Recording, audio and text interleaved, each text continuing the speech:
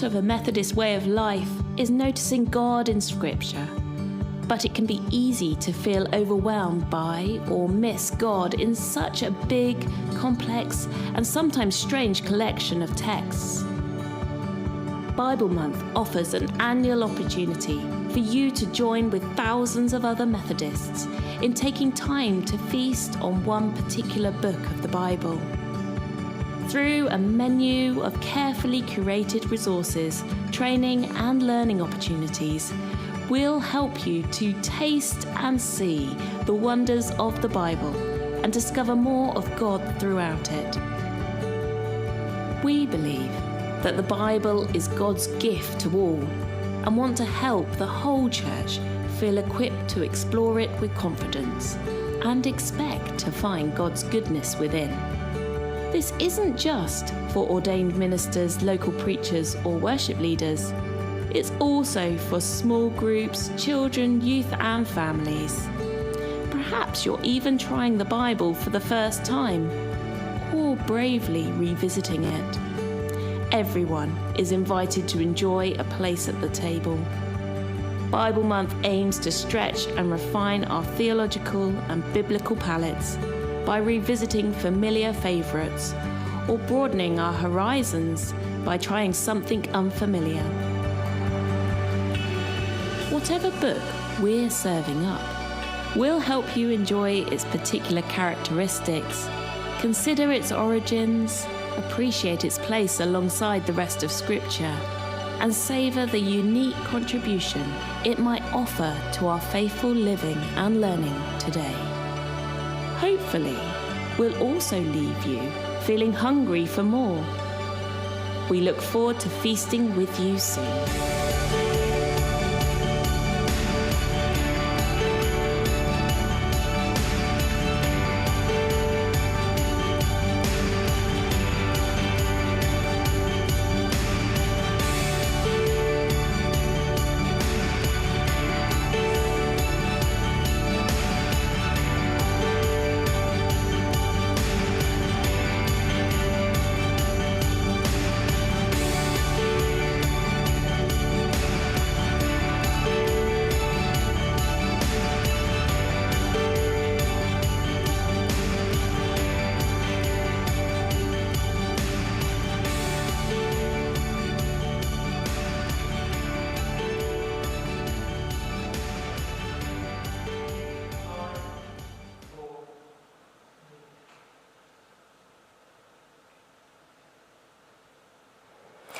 Hello and welcome to this, the Bible Month Training Day for 2024.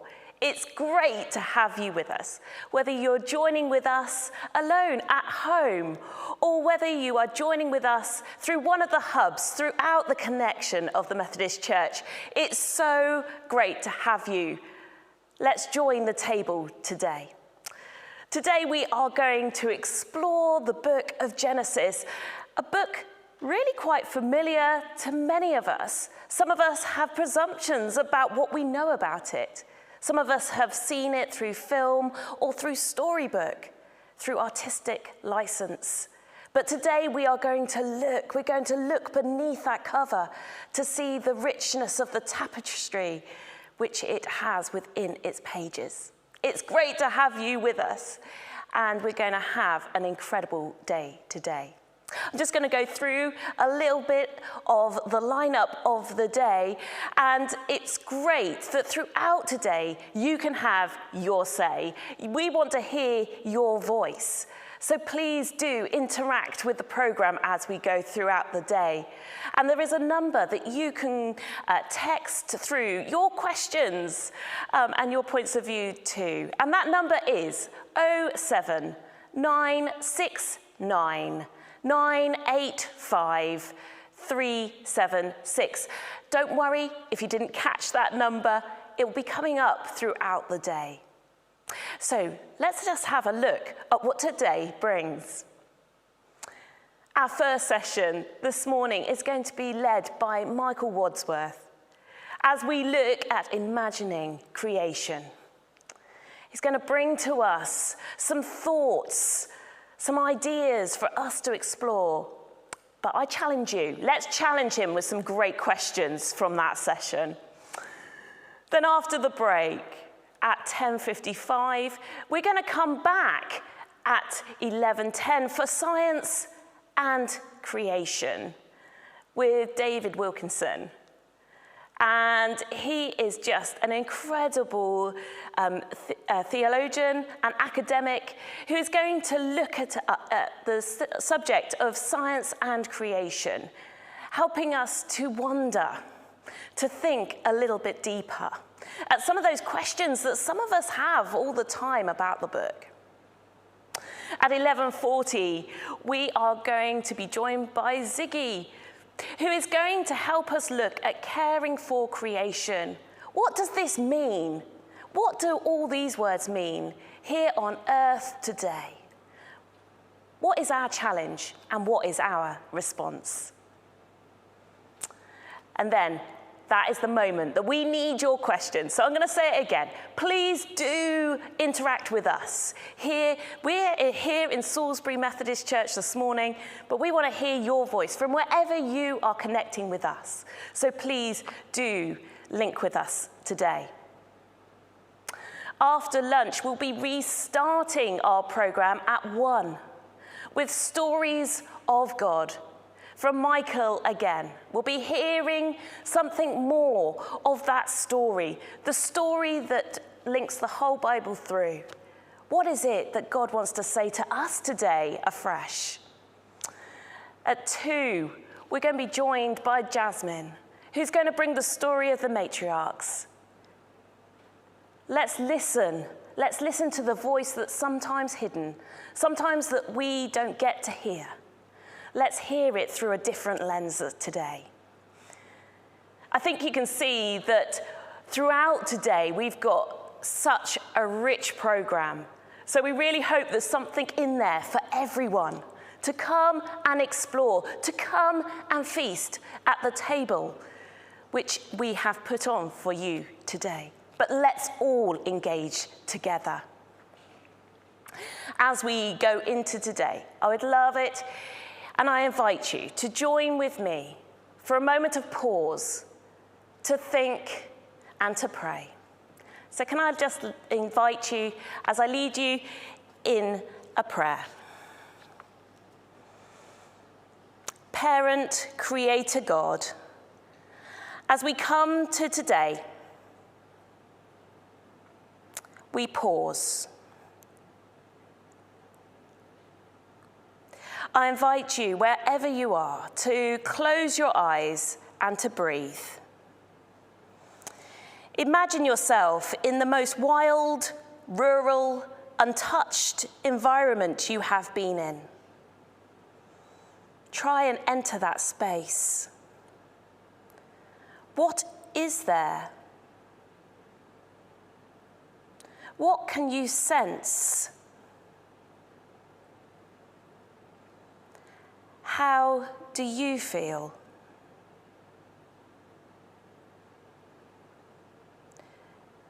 Allow yourself to look deeper into the environment you are holding in your mind right now. Where can you see the characteristics of the Trinity? What are you noticing?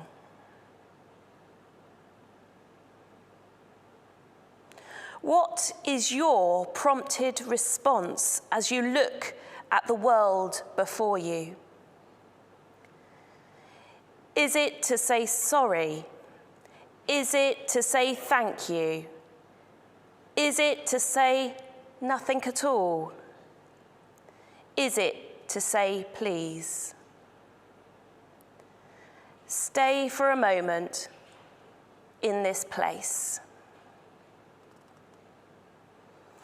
In the beginning, when God created the heavens and the earth was formless, void, and darkness covered the face of the deep, while a wind from God swept over the face of the waters. Today, Trinity God, breathe your fresh spirit over us, giving new insight and inspiration as we look to the beginning of your story with us. Amen. It's great to be welcoming Michael Wadsworth. He is an incredible colleague from the Learning Network.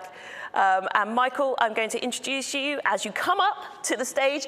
But the District Aligned Officer for Northampton. Mm-hmm. I got that right. Well done. But Michael, you are just an incredible member of the team who has a genuine passion for theology and teaching it well. So over to you. Thanks, Bridget. Morning, everybody. It's really good to finally be here today. I feel like it's been a year in the making, because for me at least it has been. Part of my role in the team is trying to make Bible Month happen, really laying it on, working on kind of pulling together all the resources around it. And so it's great that we're finally able to kind of open up this text and feast together. So if you're joining at home, if you're joining at Hub, just grateful that you've come to the table this morning. Thank you for being a part of this. I say this normally at the start of every Bible Month year, but I love the book of Genesis. Probably if you pushed me, I'd say that about most books of the Bible, but I really love the book of Genesis. Not just because I'm a nerd and generally I like the Bible, but it was a couple of years ago, 5-6 years ago, that studying Genesis in depth, I think I became a better reader and interpreter, not just of Genesis, but of the whole Bible, because I think there's something foundational about this book that is really important, makes it really important for us to grapple with and to explore. There's something about how the whole story of the Bible flows from these early accounts, these early chapters. In fact, all of Christian theology really starts with this understanding of creation and the garden and the story of Abraham. We can only make sense of Jesus. We can only really make sense of our faith, I think, as we place ourselves in the story that begins in Genesis. So it's super foundational for us to, I think, grapple with. One of the interesting things about Genesis is its familiarity, as Bridget just alluded to. It's something that many of us grew up on. It's something that many of us are kind of familiar with, that we kind of have heard the stories a lot. It's not just familiar in the church, actually. It's one of these texts that has familiarity outside of the church. Even things like The Simpsons have portrayed Homer and Marge at various points as Adam and Eve running around covered in fig leaves. And it wasn't that long ago that there was a big Hollywood movie starring Russell Crowe all about Noah. These stories exist beyond the realm of the church. They're kind of in the public they're out there, I suppose, in the public ether. And lots of people have questions about them. Lots of people have things they want to explore about them. And that's a good reason, I think, for us to engage with the text as well. One of the challenges, really, is of its familiarity is the more familiar are we, the more we can think we get it. And actually, I think that these stories, though they're quite simple in some respects, they're actually deeply sophisticated in another way. So it's great that we can actually take some time to peel back some of the layers, hopefully, today, and as we kind of continue to study Genesis throughout the year.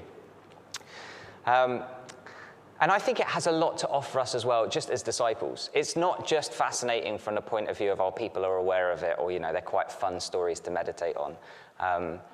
It has an awful lot to offer us about what does it mean to be one of God's people today? What does it mean to be part of God's world? What does it mean to understand that God is the creator God who has a plan and an intention and wants to create the world very good? Actually, our discipleship flows out of engaging with these questions. And so I'm really looking forward to hopefully not just being fascinated by Genesis, but hopefully actually being inspired by it in terms of our actual living and working out what it means to be the Methodist Church in Britain today.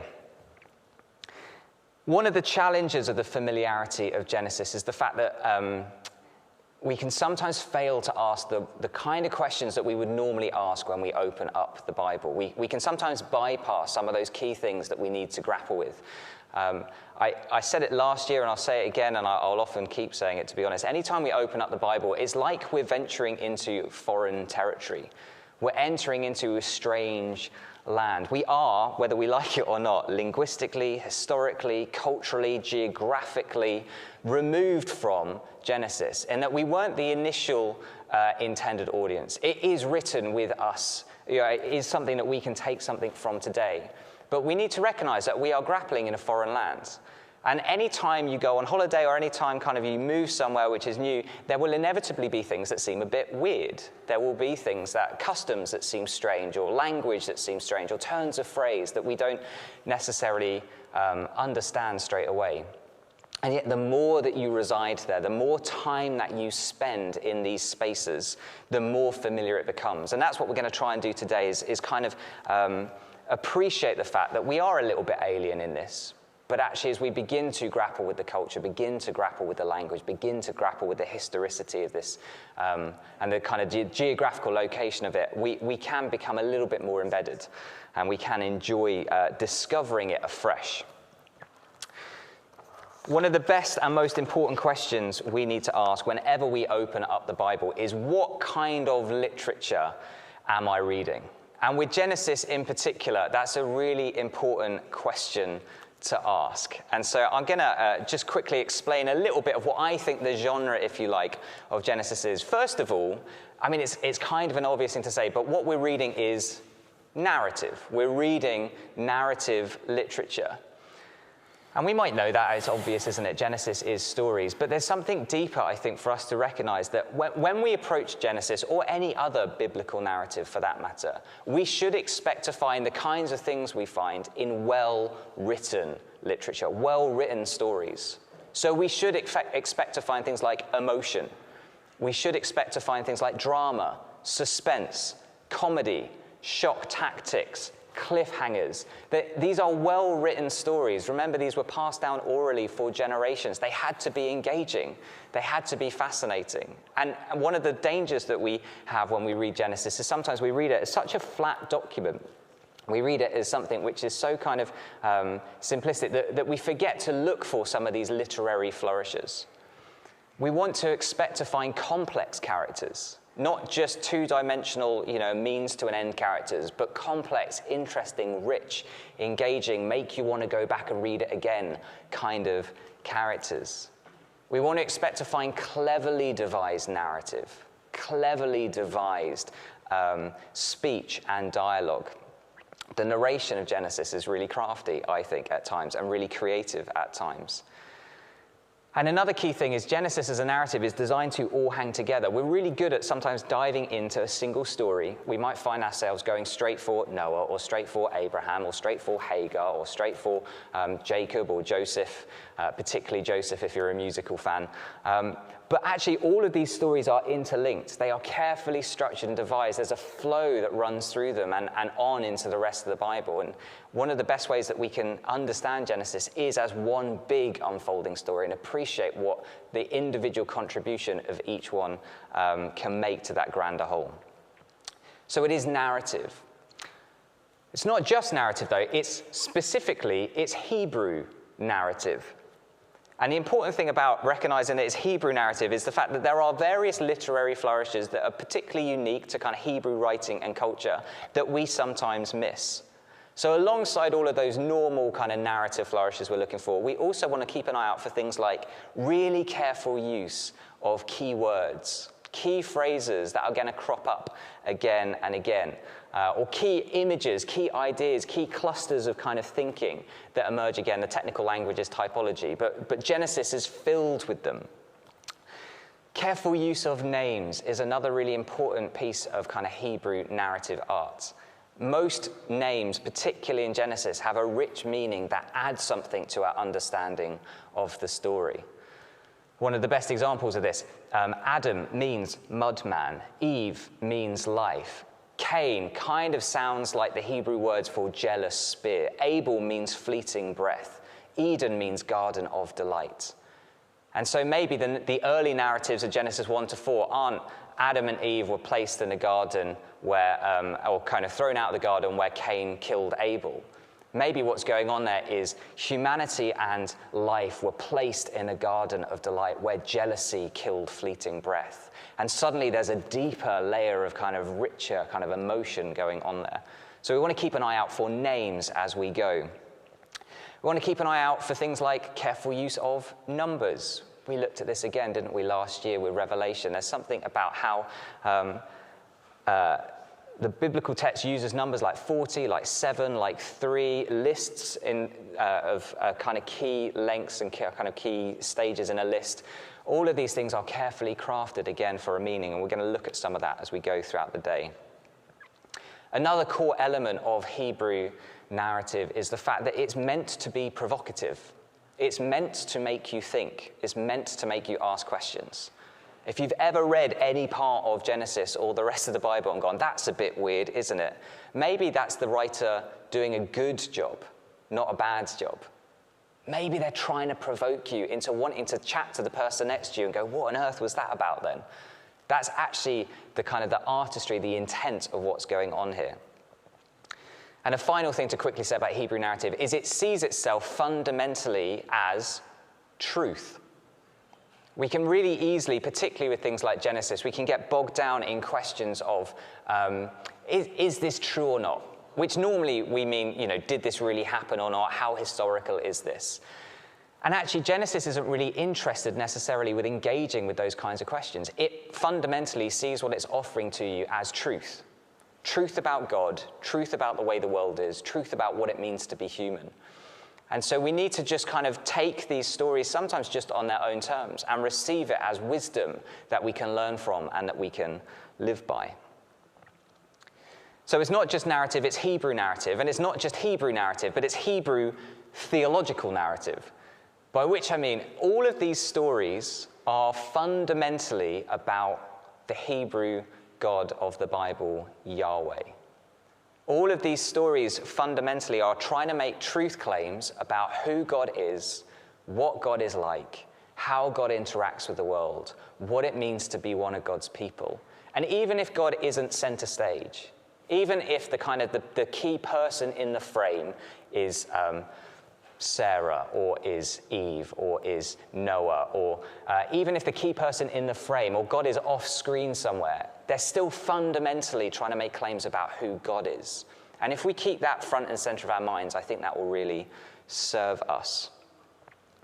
Ultimately, it wants to Genesis, I think, wants to frame a theological imagination, a worldview, a lens through which we look at and engage with the world. And that's what we're going to be unpacking a little bit as we go this morning. And it's not just Hebrew theological narrative, but finally it's Hebrew counter-theological narrative. The truth claims that Genesis is trying to make about Yahweh are made over and against claims that other ancient Near Eastern religions make about their gods. So there are lots of points in Genesis where we encounter stories that are fairly similar to, or ideas that exist within other ancient Near Eastern religions. And I think what's going on, particularly in the first 11 chapters, is there are loads of claims being made about Yahweh, saying Yahweh's better than your God. Our God is better than your God. Our God is the true God. Forget your God. And again, we're going to explore some of that as we go. So the easiest way really of me kind of fleshing this out for you is, rather than just talking about it, is to try and sketch it for you. And this is the kind of, this comes with a little bit of a warning.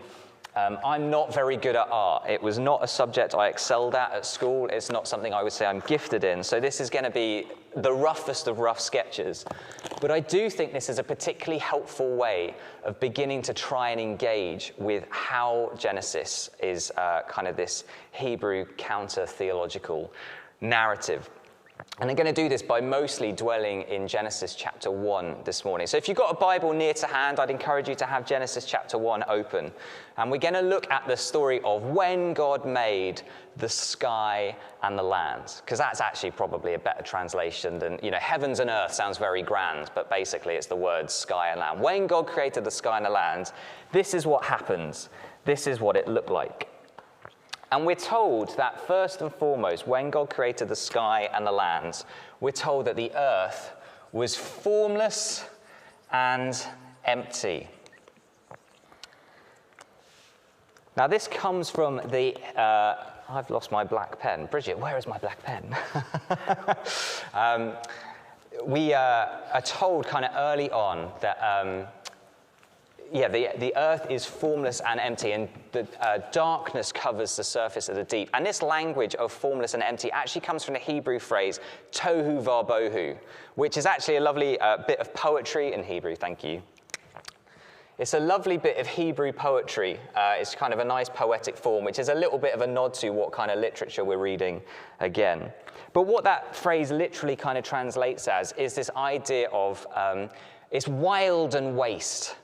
It's kind of empty. There's sort of a bit of substance there, but it's kind of, in most ancient Near Eastern faiths, there was this idea that before the world was, there was just kind of chaotic waters swirling around, that had no form, that had no substance, that had nothing in it. It was just kind of wild chaos. And then the gods did something with it. And the Genesis narrative is no different. We have these chaotic waters and darkness covering the surface of the deep. This idea of creation ex nihilo, creation out of nothing, comes later. It's actually not necessarily in Genesis. I'm not saying it's necessarily wrong, but I'm saying in the worldview, the theological imagination that Genesis is trying to create, we start with these chaos waters and darkness. And what God is going to do is creatively step in and bring order to the chaos and fill the void. That is ultimately what creation looks like. It's ordering chaos and filling the nothingness. And the way that God is going to do that is through a really careful process of separation. Separation and then filling. So the first thing that God says is, let there be light. And there is light, but the way that the light comes about is it says God separates the darkness from the light. So the Spirit of God that's kind of hovering over the kind of formless and void creation separates out some of the darkness. And into this kind of darkness, we now have these kind of two separated spaces. We have the darkness and the light. Very simple, and we're told that there is evening and morning because now there's darkness and light, so we can have evening and morning. And that is the first day. So we've had that separation take place. And then God says, let there be a vault set in the sky. There's our vault. And let's separate the waters from the waters. So I want you to imagine that God is now taking these primordial chaos waters and splitting them in half. And so we've now got half above this dome, half above the firmament, as it's sometimes translated, and half beneath. And this was the way that, again, ancient Near Eastern cultures imagined that the universe was, that kind of there's these chaotic waters below, kind of the sea. And to be honest, it was a couple of weeks ago, I was in Belfast, and we were at the Giant's Causeway, and it was like 4 degrees, and it was sleet, sideways sleet, and the waves were crashing everywhere. And I thought, yeah, I get this. I get the chaos waters, that is kind of what the world looks like a little bit. But we've got these chaos waters below, and we've got this water above. And every so often, the gods are kind, and they make a little gap in this firmament and allow the waters above to drip through. That's what we call rain. So we've now got sky and water, another process of separation, and there's evening and there is morning, a second day. And then God does another process of separation. God says, well, let's gather the waters below together a little bit. We'll gather them together in such a way that then we get dry land appear. And so we've now separated land and water, and I've drawn that as a mountain, and if there's time, I'll explain why a mountain in a little bit. That is a mountain, believe it or not. I know it looks like a squiggle. So there's another separation that has taken place. We now have land as well as sea. And on the third day, the good news is we get a bit of bonus creation. Love a bit of bonus creation, where God then fills the land with some of the with vegetation, and we get lots of different kinds of vegetation. So that's a tree, believe me, that's a tree, and that's a bush, and that's different types of grass because it's easy to draw, and then that's some cactus because that's easy to draw as well. So we've had our bonus vegetation. And it's interesting that kind of the vegetation, we get these things that they yield fruit according to their kinds. Again, for me, that's a statement about God's orderly creation. That God is bringing order to the chaos, but also then the things that are created with a sense of order. A thing of things being as they're meant to be. Things yielding their fruit according to their kinds. So we've had our separation, and now God fills. We're filling the void. We move on. Day 4, we get the sun, the moon, and the stars. So we get a greater light, and we get a lesser light, and then we get a few stars as well. And this is where some of that Hebrew counter-theological narrative really comes into its own. Most ancient cultures had sun and moon or star deities. A lot of ancient cultures worshipped members of the heavenly host. And here what I love is that Genesis says, hey, you think your sun god is really the God that governs the universe. Or you think your moon god is really the God that brings fruitfulness. Or you think that the stars ultimately are the thing that you should follow. Well, actually, they're all, if they have any kind of existence at all, they all come from Yahweh. Yahweh made them. Yahweh's boss God. I think that's the language that is going on here. This is carefully crafted counter-theological rhetoric which is going on. And I love the fact that, the stars are made almost as a throwaway comment. It's quite beautiful, really. And you'll notice that they are given authority. In the text, it says that the sun is given authority to govern the day, and the moon is given authority to govern the night. And I think that, again, is a really interesting statement. Because we're left going, well, okay, they're governing time, they're governing the light space and the dark space, but what's governing everything else? We'll get to that. Genesis, we'll get to that. So we have evening and morning, we have a 4th day. And then we have a 5th day, where God, having separated out light and darkness and filled them, God now fills the separated out sky and sea. So on the 5th day, we have these birds created, and we have fish created. Thankfully, fish are relatively easy to draw. And again, notice they're made according to their kinds. There's an order that comes here. When I say this is about painting a theological imagination, it's partly because this way of thinking about the world peppers the rest of the Old Testament. So just to give you a little bit of insight here, I've spent the last 6 to 9 months reading Leviticus because, as I say, I'm a Bible nerd and things like that are fun for me. And one of the things I discovered there, if you've ever found yourself wondering, okay, well, why clean animals? Or why dirty? Why are some things able to eat and some things aren't able to eat? And is that a bit arbitrary? Who decides that? Notice that these things are created according to their kinds. And what's interesting is that if you look at the list of the animals that are clean and unclean, they are separated out by a series of criteria. And some of the things that are unclean are things that seem to go against their categorization. So if you imagine that you have, you can eat fish in ancient Israel, that's fine because they have fins and scales. And that is the proper category of fish. But you can't eat dolphin because dolphin don't have scales. They might have fins, but they don't have scales. Or you can eat certain birds, that's fine, but you can't eat things like duck because a duck is a bird, but it goes on a water. It kind of contravenes its category. You can't eat water birds.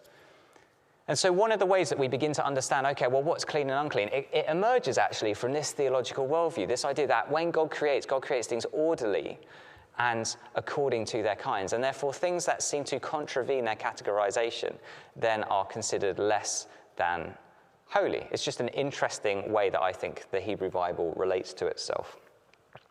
One of the other things I really love about this is it took me ages to kind of notice. It's amazing how often you can read a story and then something stands out to you. But you'll notice that on the 5th day, it says that God created the great sea monsters, or the great creatures of the deep, depending on the translation you're looking at. And so I've drawn a particularly big fish here. And again, it might interest you to know that in the ancient world, particularly in Babylon obviously being kind of one of the key enemies of Israel in the Bible, in their creation myth, which is known as the Enuma Elish, the story goes that within the great chaos waters that were there before time was a god, Tiamat. And Tiamat was a ferocious sea monster.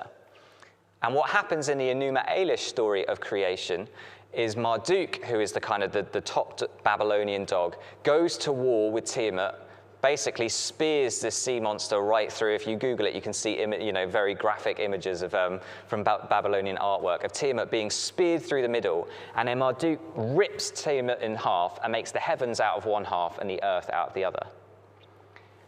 This is Hebrew counter-theological narrative again. What it tells us is, hey, God even, if you think Tiamat's, top, no. God kind of created Tiamat. Tiamat's like a goldfish to God. God isn't bothered by Tiamat's power. And actually, God doesn't need to vanquish Tiamat. God doesn't need to kind of go to war with Tiamat. God is totally in control of the creative process. God is totally able to create in the way that God wants to create. No one is too hard, or no one's challenging God's authority here. Creation isn't made violently. Creation is made orderly by the spoken word of God. This is Hebrew counter-theological narrative at work again. Note, though, we still don't have anyone ruling kind of the land and all the rest of this. So even though we got things filling the sky and things filling the sea, we still have this question mark. Who is ruling? Well, then we get to the sixth day, don't we? And here we first get animals. Again, animals according to their kinds. So I'm going to try and draw different kinds of animals. I'm going to call that a lion. You might disagree with me, but that is a lion. I'm going to call this, see if you can guess what this is from my sketchy drawing. That's a stick cow, and then we're going to have little creepy crawlies, and then we're going to have a snake, because I don't think you can have creation without a snake in it. So again, God has created things according to their kinds, beasts, livestock, creeping things. And again, it's really interesting to me that if you read things like particularly the food hygiene laws again, there's a difference. Livestock are clearly separated out from the wild beasts and the creepy, crawly things. And there are different things that categorize them around what is clean and what isn't clean, what is okay to eat and what isn't okay to eat. And normally the things that are deemed unclean are things that contravene their categorization. But we can talk more about that if you are interested. Always happy to chat Leviticus as well as Genesis. And like on the third day, we get a bonus moment of creation on the sixth day as well. Do you see the patterning that is taking place? Carefully crafted literature, as I say. And the bonus that we get on the sixth day is the creation of humanity. Let us create humanity in our own image. We'll create the male and female, and we will create them in the image of God. And this is a really important thing for us to understand, and something I get quite excited about, because it blew my mind as I began to engage with it. The language that we use to translate the image of God, which is kind of enigmatic. We don't get loads about it, in the Bible. We get this phraseology, which seems to be core, foundational to the whole Bible's understanding of what it means to be human. But we're not really told quite what that means, and there's been lots of different ideas through the centuries about really what's going on there. But the language in the Hebrew, it comes from the Hebrew word selem, which is the same, interestingly, Hebrew word as idol. So when the prophets rage against Israel for building idols, they're raging against them for building selem. Selem are what you set up to, they're what you build to try and depict what your God is like. So if your God is strong and powerful and the God of fertility, you might create a statue of a bull and say, well, that's our God. And it's because you're trying to use the powerful, fertile imagery of a bull to kind of create this sense of, okay, well, this is who our God is. And what's fascinating here is that God says, hey, I don't want to be represented by mute wooden idols. If you want to know what I'm like, if the world really wants to understand what I'm like, they're to look at my living people. We are created, we're told, on the first few pages of the Bible as God's representation. We are set up as a marker of God's authority and God's rule, but also to be a depiction in some way of God's character, of God's attributes. And this is a really important thing for us to get our heads around. This is why God says to Israel, I'm going to make you a kingdom of priests and a holy nation, because you're to represent me. This is why you can have people like Jesus and Paul say, you need to be perfect as your heavenly Father is perfect, because there's something about who you are created to be. I don't think that's a high challenge that we're desperately designed to fail, by the way. I think it's something that we were created for. There's something about when the world looks at us, they're supposed to understand who God is and what God is like. And that's why so much of the Bible is focused around forming us as a loving, caring, compassionate, justice-centered community. Because that's who we're meant to be. That's who God is. And so we are created as these representations of God's power and God's authority, and we are delegated, we're told, God's rulership. This is where the ruling over the kind of the land and sea, we're given authority over the birds of the air and of the fish of the sea and everything that moves across the face of the earth. And we are gifted, we're told in Genesis, all vegetation for our consumption. And we're going to explore slightly later on with Siggy how we're supposed to understand what we're meant to do with that great gift. And one of the kind of tragedies throughout Christian history is the way that we have handled that gift really poorly. We haven't cared for the land in the way that we are meant to. But this is about kind of what we are gifted. In Psalm 8, we're told that we were made a little lower than the heavenly beings and crowned with glory and honor. And it all comes back to here. It's all relating back to this idea. And this, by the way, is the same idea that we picked up in Revelation last year with the idea of the thrones, the other thrones in the heavenly throne room, the 24 thrones around it, representing all of humanity, ruling alongside God in heaven. This is a really key thing for us to get our heads around, to understand what it means for us to be God's people.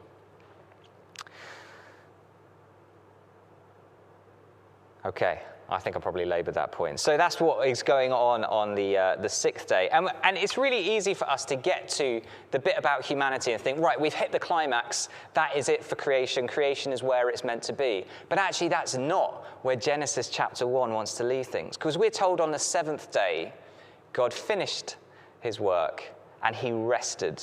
We're told on the seventh day that God pauses, looks at the world and goes, yep, that's pretty darn great. And then takes up residency in creation. This is the idea of Sabbath. And one of the things that's really interesting about this isn't just kind of, okay, and then God ran out of work and that was the end of time.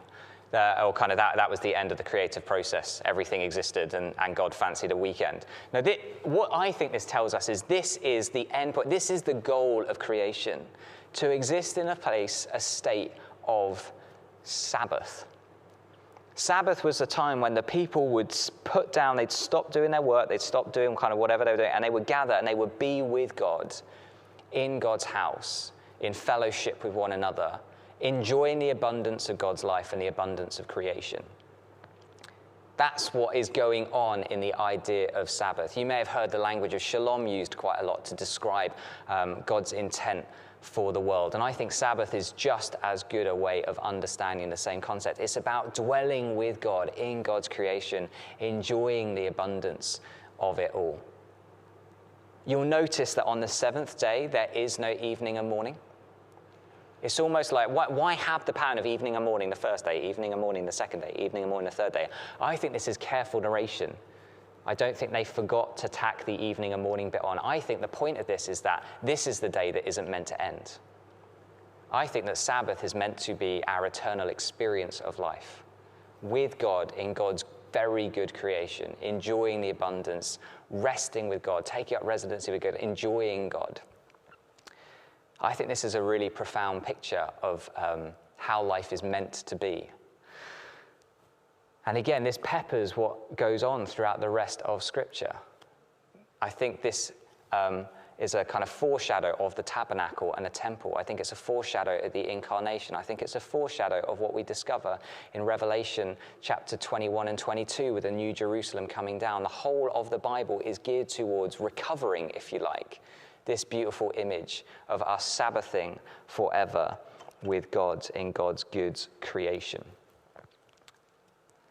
So a whole theological imagination is being set up just on the first page, saying this is who God is. God is the creator. God is the source of life. God is a God who brings order out of chaos. God is a God who separates things and fills things, who brings life into things. It's also a story that tells us that we as humans have a special role within God's creation as God's representatives. It's also a story that says that as God's representatives and God's people, we are meant to enjoy dwelling with God in the beauty of creation, soaking it all in, that is this kind of eternal image of Sabbath rest.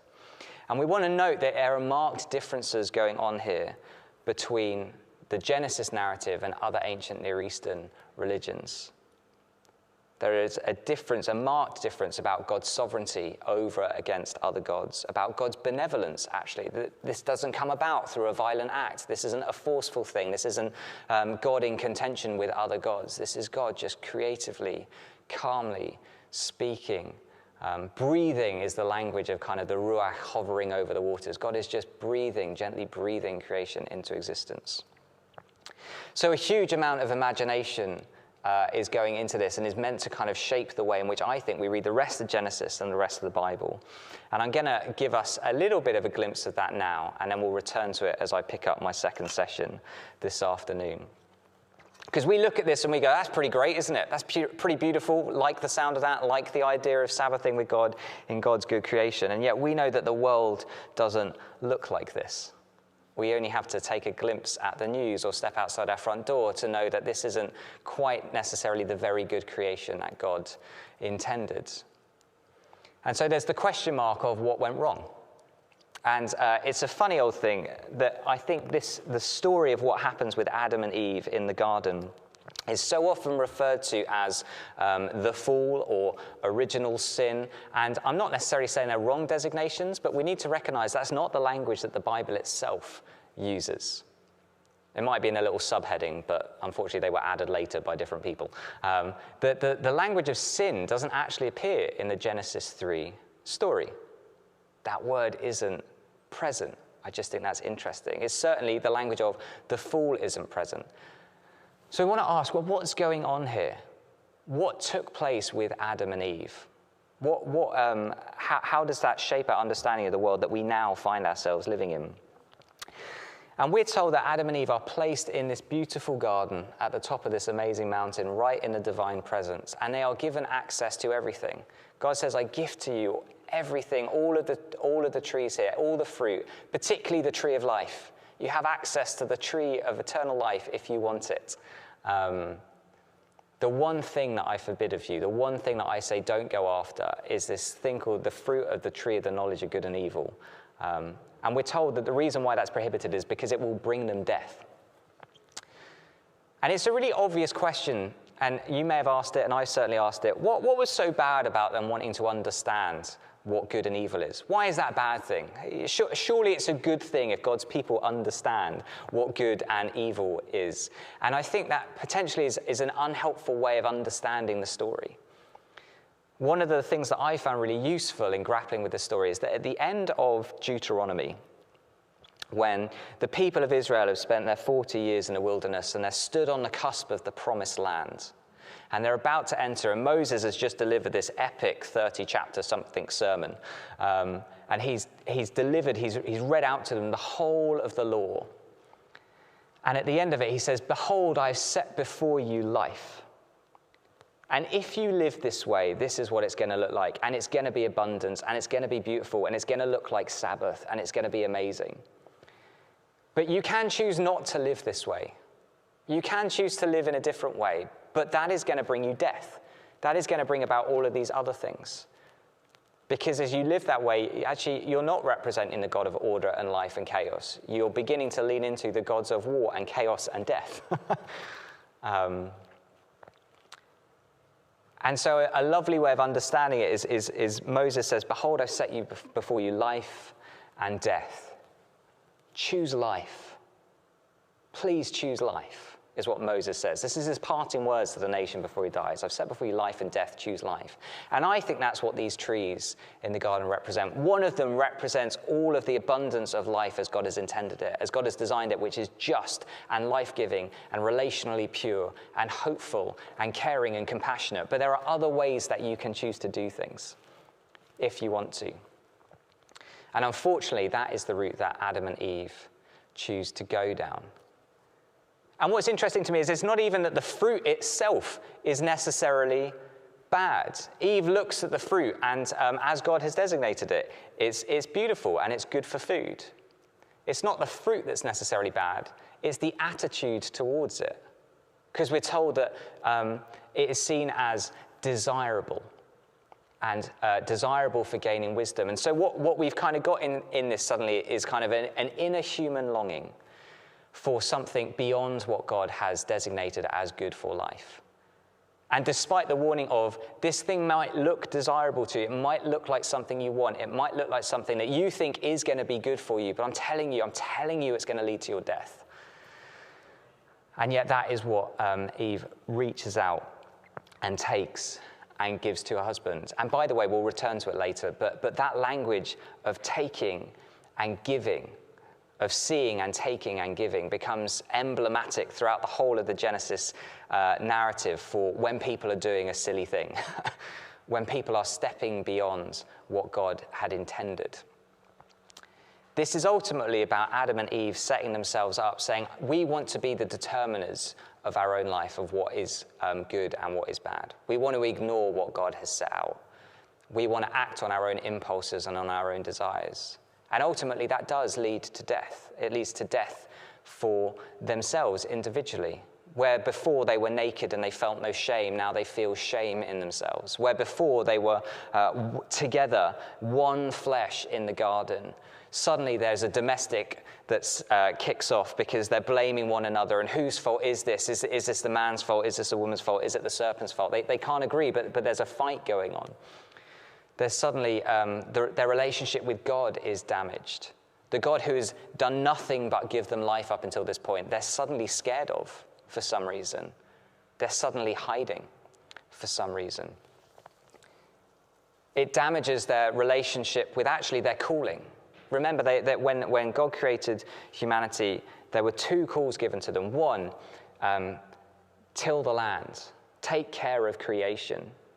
And two, be fruitful and multiply. And then Adam is told that his work of farming the land is now going to feel like toil. It's not going to be joyful. It's going to be hard. It's going to be laborsome. It's going to be difficult by the sweat of his brow. And Eve is told that the fruitfulness of child rearing, childbirth, conception is going to be really painful. So their relationship with their calling, their understanding of even what it means to be human is suddenly damaged and impacted by this decision. And remember what I said earlier, Adam and Eve represent humanity and life. I think they are representatives. I think, you can date this back and see this as kind of like an original sin that emerged with our ancestors and is fed down to us. But I think what the story is trying to do, and I think what the kind of the literature leads us down, is this understanding that this is what humanity and life tend to do. That actually kind of, we have a terrible tendency of seeing something that we think is desirable and going, I know I've been told this might lead to my death or the death of another or kind of pain in some way. But I've considered this desirable, so I'm going to reach out and I'm going to take it. I'm going to claim this for myself. And so the rest of, as I say, the Genesis narrative, the rest of the biblical narrative is about how do we, recognizing that we live in this state where actually, thanks to our giving into our own human desires, thanks to our impacting these relationships in this way, thanks to our misunderstanding of who God is, thanks to our kind of going into battle with one another, and kind of the arguments that we create with one another, thanks to our tendencies to step beyond what God has said, this is what abundant life is going to look like. The earth is somehow damaged. Our existence is somehow not as it's meant to be. But what are we going to do about that? How are we going to recover this creation image, this image of humanity dwelling in right relationship with God, Sabbathing with God in all eternity? And so this is the imagination being formed, I think, by the early first couple of pages of Genesis, and we barely scratched the surface. So we're going to pick up with me after lunch, looking at how these ideas then play out in the rest of the story, how the story unfolds, where the narrative then chooses to go. But hopefully that has whet your appetite for recognizing that Genesis is predominantly about forming a worldview in which we grapple with and think about the world in which we live, what it means to be human, who God is, and what it means to be one of God's people in God's world. Today, I'm going to pause there because I think you've earned yourselves a break. So I think we'll go straight to that if that's all right. And we'll be coming back with Bridget and Professor David Wilkinson in about 15 minutes' time. Thank you. Welcome back from what I hope was a good break. I don't know about you, but Michael has just given me so much to think about that I'm wondering if it's all going to filter through. But the good news is that all of the content today will be available on the YouTube channel afterwards for you to re-watch, and I think that comes as a good thing for me. If you want to continue to engage with the story that is here this morning and this afternoon, do feel that you can text through your questions, and they're already coming, which is great news. The number will appear on your screen, but it is 07969 985 376. Please do continue to text through your questions, and we will endeavour to answer as many as we can. Right, now what have we got in store for you now? We have David Wilkinson being interviewed by Michael Wadsworth on science and creation. Just a little bit about David. He's a Methodist minister, an academic based out of St. John's College, Durham, a PhD in theoretical astrophysics, and a PhD in systematic theology. He's an author of so many books on science and faith and leads a project which equips Christian leaders in an age of science. So certainly somebody that's well worth listening to. So I hand over to that interview right now.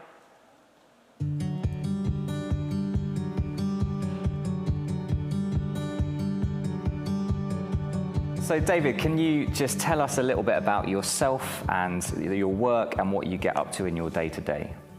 My name's David Wilkinson, and I work for a project based here at St. John's College in Durham University called Equipping Christian Leadership in an Age of Science. A few years ago, a number of us felt that when senior church leaders, like bishops or their equivalents, were asked about science, their immediate reaction was either fear, negativity, or panicked silence. What can I say about such things? And so we started a project where we wanted to work with senior leaders of the church to enable them to see science as a gift from God, how to use it responsibly, and therefore to engage with it with joy and confidence and humility rather than with fear. I became a Christian at the age of 17, and it was at the time that I'd already decided to do physics at university, partly because I enjoyed science to a degree, but I wasn't one of those children who built a telescope at the age of 4 or anything like that. Part of the reason for doing physics at university was that I was really into cricket. And therefore I knew by doing a subject like physics, there would be a lot of time not writing essays, but being able to do the cricket. I never became a very good cricketer. But what I did find was in some of the new physics that you are introduced to at universities such as relativity, quantum theory, cosmology, the big questions of science were fascinating. During that time, I experienced a call to Christian leadership, and at one level thought that I might have to give up this science in order to do theology and become a church leader. Well, I did have to leave professional science, but I was able to find a place where I was able to think about the relationship between science and Christian faith, not just in an intellectual way, a theological way, but how it actually worked out in day-to-day ministry. So in one of the first churches that I led in Liverpool, we had a luncheon club, weekly luncheon club for the elderly. There was a woman there who was, I think, about 80. She'd left school at the age of 14, grew up and lived her life in Liverpool. I used to wander around the tables and chat when I sat down beside this woman, and she turned to me and she said, "Now then, David, tell me what the significance of Stephen Hawking's quantum gravity is for belief in God." And that, of course, surprised me. But more and more, I've found that people were interested in these big questions of how science interacted with faith. And because of the background that I had, I could both contribute to that conversation, but also learn a great deal from it.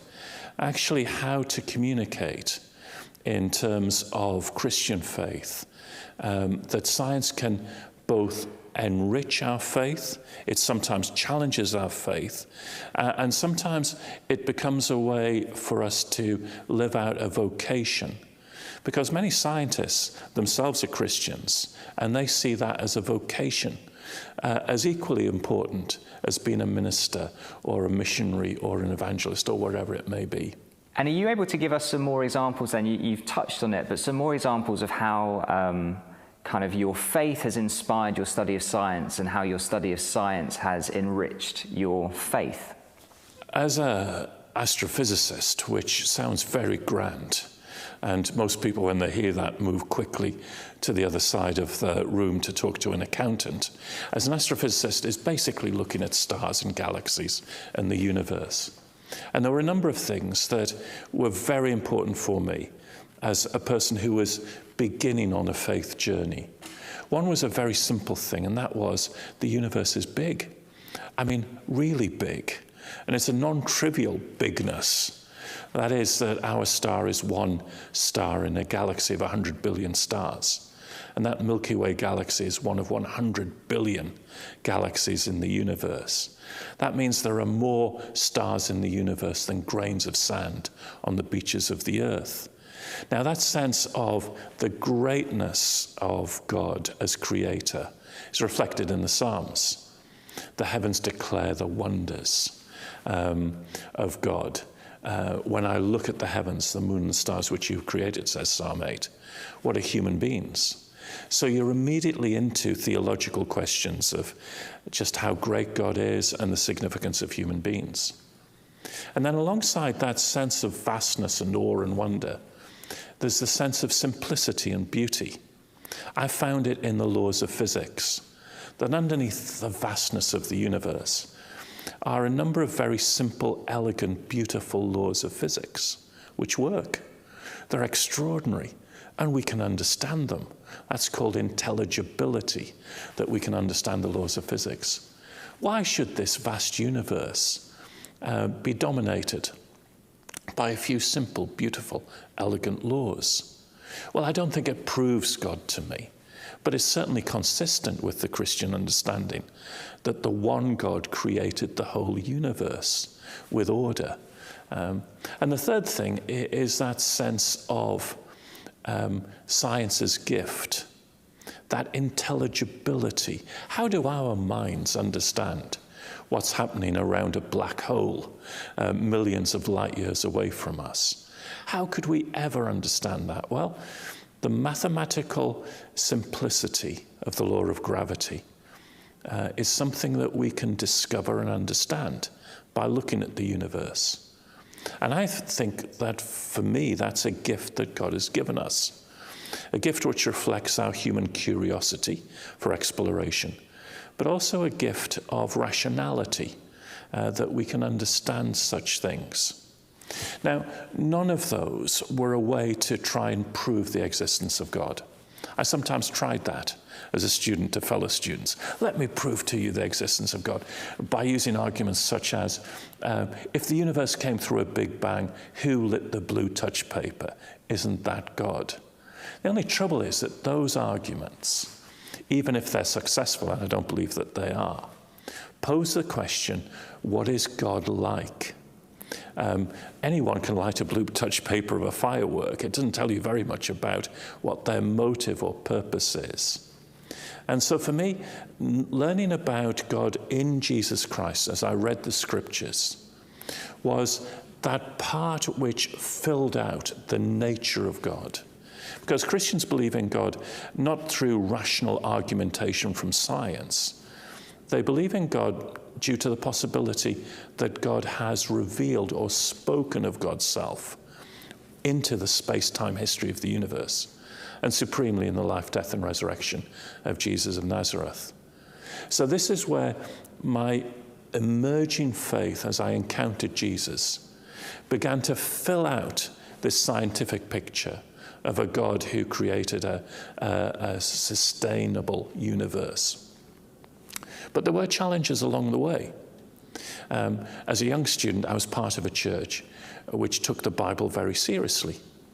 And one of the things that was implicitly suggested was that in order to take the Bible seriously, you had to believe Genesis as a scientific textbook, which meant that the universe was created 6,000 years ago, if you trace back the genealogies through Genesis. And you think that the first chapter of Genesis tells the scientific story of what God did.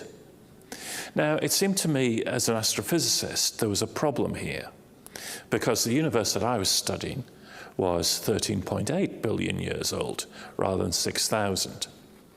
And for a year or so, I had a real struggle with what particular church teaching was on this and what I was studying as a scientist. And what was important for me were a number of professional scientists who were also committed to the authority of the Bible, who allowed me to see that actually Christians have had different ways of reading the first chapter of Genesis over the years. In fact, Bible-believing Christians, sometimes called evangelicals, have probably had 5 or 6 different ways of reading Genesis in the last 100 years. That probably means that none of us have complete answers to everything. And I came to see that the first chapter of Genesis is far more a theological text than a scientific text. That is, it's about who God is rather than the science of how the universe was created. And so if the writer of Genesis was sitting here talking about these kind of issues and was asked the question, how old do you think the universe is? I suspect the writer of Genesis might say, to be honest, I'm not really interested in that. What I'm interested in is you know just how wonderful and great God is. And indeed, let's sing together, because I think Genesis 1 for me is not just a bit of a theology textbook. It's actually a song of worship. We are being led into, being caught up into the worship of this creator God who created all things. The vastness of the universe says something about God as extravagant artist. See, sometimes we've read Genesis and imagined God as the great scientist, mathematician. You know, the laws of physics, which I often talk about, God is the one who created it. So God's the kind of engineer, mathematician. I know lots of engineers and mathematicians. Some of them, to be honest, are quite boring. God is not boring. What the universe tells us, in terms of its vastness for me, is that God's the extravagant artist, just painting the heavens. This wonderful, imaginative space, where if you say to an artist, why have you done that picture? The answer is, well, because I wanted to do it. It was part of creativity. The heavens declare the glories of God, for me, is part of that sense of God as the divine artist. Christian theologians from Thomas Aquinas onwards have envisaged God as the extravagant artist, the one who is able to create diversity, value diversity, create things not because they simply have a purpose for human life, but that God simply enjoys creation. And that for me is a very important thing to reflect on. And so I came to see that actually by reducing the Genesis text to just science or just a theological text, you miss this sense that the writer of Genesis wants to catch us up in this worship of a God who created all of the stars. It's that wonderful understatement of Genesis 1:16, where it says, he created the greater light and the lesser light. And then the wonderful understatement, or by the way, where the writer says, he made the stars also. I mean, 100 billion stars in each of 100 billion galaxies. God is so great. By the way, he made the stars also. And it's that sense of wonder, worship, that is central to me in reading the first chapter of Genesis. I'm sure as a minister, you must find yourself being asked lots of questions, particularly about kind of Genesis and creation and science and things like that. What have been some of the key questions that have emerged, and what have been some of the things that you found helpful to offer by way of response, or some of the things that you've signposted people towards to help them explore things further? There are many questions that Genesis raises, and I think I've got to acknowledge, first of all, that even as someone who has studied a bit of science and a bit of biblical literature, there are many things that I still don't understand. And acknowledging our lack of knowledge of answering every question, I think, is really important. So, for instance, the literature of Genesis 1 doesn't really have parallels elsewhere. Some people have made parallels to Babylonian texts. There's some parallels there. But actually, it's just different. And it's different from other biblical literature as well. That means that our process of interpreting it is really difficult at times because we don't have direct comparisons. And some of the scientific questions we're still working on, in particular, the origin of intelligence and consciousness. So I think I've learned a little bit about, it's all right to say, I don't know about this. Now, when it comes to some of the questions directly from the text, I think there are many questions around the status of humanity, what it means to be human, and particularly the origin of being human. And some people will say, well, the thing about the Genesis text is it says that Adam and Eve are special. And indeed it does. And then they say, but if we believe in evolution, that undercuts that specialness, uniqueness of Adam and Eve. So there's a question about the status or uniqueness of human beings. I think there's an interesting way to begin to discuss that, and that is to say, what do human beings mean when we say we're made in the image of God? And actually, I don't think that's about our physical or intellectual development. I think Genesis says, at the core of what it means to be made in the image of God, and therefore special as human beings, is God's gift of relationship to us. It's a gift of grace, that God forms relationship with us. That's fundamentally what being human has been about. It's to be in relationship in an intimate way with God. So God walks in the garden with Adam and Eve. God speaks directly to Adam and Eve. So I think there's a whole clutch of areas around what it means to be human. Then I think there are difficult questions about the early chapters of Genesis in terms of what we mean by the fall. The origin of sin. Now, I teach systematic theology here at Durham a little bit, and occasionally I would say to a class, when we've done the first lecture on creation, we move on to fall in that classic way that you teach Christian doctrine. And I'll say, go away and actually come back with Bible passages that are specifically about the fall. And they come back with lots of Bible passages about the effects of sin on our relationship with God, our relationship with each other, our relationship with the environment. But actually, again, the discussion of the fall is very much a one-off in Genesis.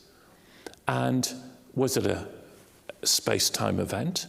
Or is this a story describing a broken relationship that we have with our Creator? Christians have had different views on this. And that then leads to something about perhaps one of the biggest pastoral questions, not just a Genesis question, which is the role of death within human life existence.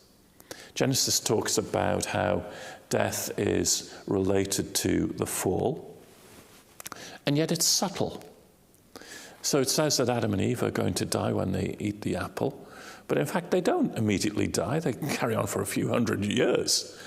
So there's something here about the nature of death as being separated from God rather than the physicality of it.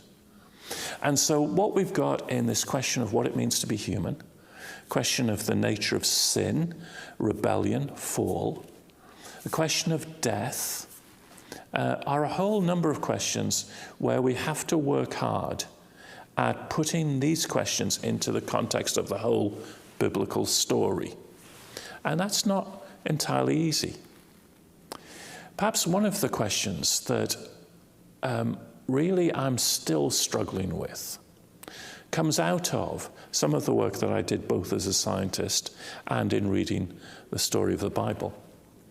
And that's the wastefulness in the evolutionary picture.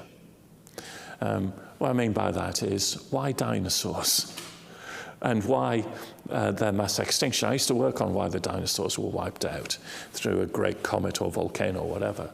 And I used to work with a physicist who would say, I could be convinced of the Christian faith, he said. But he said, I don't understand why there's all of this waste and suffering in the evolutionary picture. And of course, that big question of where evil and suffering come from is something that's puzzled Christian theologians, agonized Christian theologians over centuries. And I still continue to think about it today without an answer. So I think there's something about being open and honest about the questions. I think there's something about being open and honest and saying, we actually don't know an answer to this. I think there's something about saying Christians have disagreed on this, and these are the different options. And I think there's something about reading Scripture well, by which I mean we can very easily just listen to people talk about Scripture, but let's sit down and read it together. And there's at times a messiness of Scripture, which I actually think is really enriching, because it challenges our tendency to try and give simple answers to difficult questions. And the stories of the Scriptures tell us, hey, don't reduce things to your own human logic too quickly. It's pretty hard to get beyond the question of pain and suffering and death as we start to engage with Genesis. We're told that God has created a world which is very good, and yet you can switch on the news and you can step outside your front door and you can find evidence to the contrary. So how have you resolved that tension? Or how do you engage with the tension that both creation is God's good thing, and yet it doesn't always look good to us? I think this problem of evil, that God saw that it was good, and yet we live day to day with evil and suffering, not just on the news, but in our own personal lives, I don't have a full answer to. And certainly not an answer that can be talked about in a short soundbite. If we had a longer time over a number of cups of coffee, we could talk about the nature of freedom in creation, and that God gives not just free will to human beings, which has a consequence to it, but there may be a freedom in the physical process itself. I think there's much value in that. But I think for me, there are two perspectives that help me with some of the unanswered questions. The first is the whole Christian story, which says in Genesis that God said that it was good, but that doesn't mean that it's finished or perfect. Christians have always believed, although sometimes they've not talked about it, that we are in a journey from creation to new creation. John Wesley, the founder of Methodism, particularly talked about this arc to new creation, which is not just about a new creation of my converted person, but actually a new creation of a new heaven and a new earth. Revelation talks about that. And there in an old song used to put it like this: it begins with the tale of a garden and ends with the city of gold. God's good doesn't mean that it's God's end of the story. For this creation is being moulded, sometimes, as Paul would say in Romans, with groans as in childbirth, to a new creation, a new heaven, new earth, where the writer of Revelation will say there will be no more tears or death. And so there's what Christian theologians call an eschatological perspective, to say that this is not as God wants it. It's not perfect in those sense. The second perspective is of a God that I see in Jesus, who comes into this creation and in himself on the cross experiences evil, brokenness, weakness, vulnerability, hatred of others, the very brokenness that day to day we see and experience. This isn't a God, as Stephen Fry would sometimes say, a God of the Greeks who's up there and distant from what's going on in the world, looking down, occasionally tut-tutting at what human beings are doing. The Christian God is the God in Jesus who experiences, particularly on the cross, all of that brokenness that the world is about. Now, that doesn't give me an intellectual answer to why there is brokenness, but it reassures me that the God that I follow understands and is committed to working in this world towards that new creation. And so those two perspectives help me. Now, some of my scientific friends say, well, that's wonderful kind of theological stuff, but what's the evidence for that? And the evidence for that, for me, is historical evidence. It's to do with the resurrection of Jesus of Nazareth. It's not proof, but the evidence for the resurrection for me is about that which we can sit down and sift and talk about and look at. The claim that that God raised Jesus from the dead is both the evidence for a God who's at work in the process in a wonderful way, but also the exemplar of that which is to come. For what I see a glimpse of in the resurrection of Jesus is the new heaven and new earth, the resurrection of this whole creation into what God wants it to be. So as we embark on a month in Genesis and exploring this text, is there any tips that you'd like to give us? Is there any encouragement you want to offer us to make sure that we can get the most out of it? I think in my experience of reading Genesis, there are one or two things that have always been helpful. The first is not to be afraid, actually not to worry about engaging with these big questions, even if we don't have answers to it. Second is to value this experience of reading Scripture together. The ability for us to sit and talk about these things. One of the things we do in our own church, which I occasionally do now when I preach in our own church, is that before the sermon, we sit down with some of our teenagers over a cup of coffee and we talk about the passage before I preach it. And that's a wonderful thing because other people see questions and see insights that I don't. And even if they're young people or indeed older people like me, we can each contribute to this. And so there's something very profound, yes, about reading the Bible for yourself, but in reading it in terms of groups. The third thing is that there are no stupid or trivial questions. It's really important to keep asking questions of the Genesis text, rather than kind of use this mock seriousness that we often have in church. Oh, I shouldn't ask this. So let me give an example of this. In verse 16, it says, God made the greater light and the lesser light. Now, the greater light to rule the day, the lesser light to rule the night. And you think to yourself, it's obvious what is meant there, and that's the sun and the moon. But let's ask the question, why not simply say sun and moon? Why use greater light and lesser light? Well, I think the answer to that, as a number of scholars have pointed out, is that this is a bit of what's called theological polemic. This is the writer saying, don't believe a stupid thing. And in the ancient Near East, there were many stories which featured the sun god and the moon god. Genesis is saying the sun and the moon are not gods. They're simply the greater light and the lesser light, which God, the one true creator, created. Now, if you don't ask the question, why did the writer use greater light and lesser light there, and have the courage to speak up and ask that question, you don't get into a much deeper story. So ask questions of the text. That's not unchristian to do so, to question it. My favourite disciple of the New Testament, as you might imagine, is Thomas. He wasn't a doubter, he was the questioner. He was the one to ask Jesus the question that all the other disciples were too embarrassed to ask. And when it comes to Genesis, let's just ask these questions, even if the answer is, I don't know.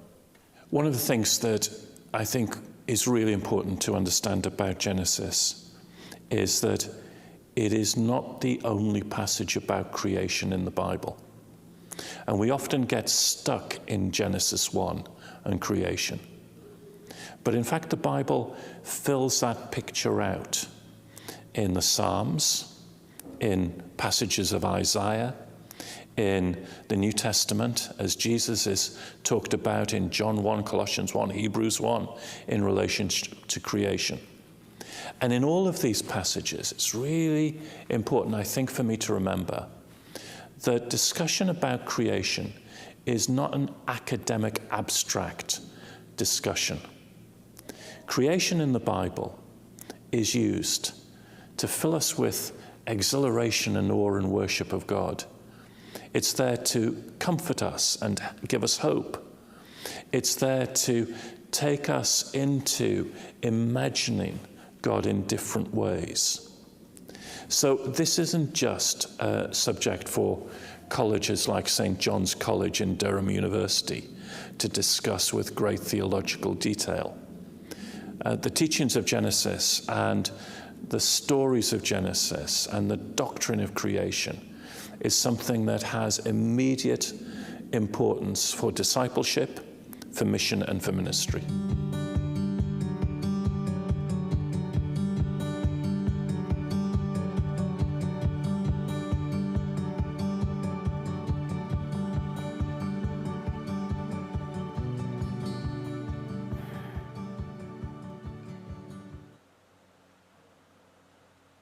Thank you to David for bringing that insight, that richness, his opinions through thoughtful reading and study. Thank you so much, David, for the input that you gave to us in that session.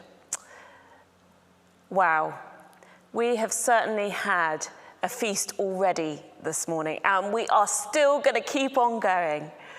Again, I remind you that we love to hear your voice, and the questions already coming through have certainly already got Jasmine and Michael thinking, but let's challenge them even further. So please do send in your questions to the number on the screen, 07969 985 376.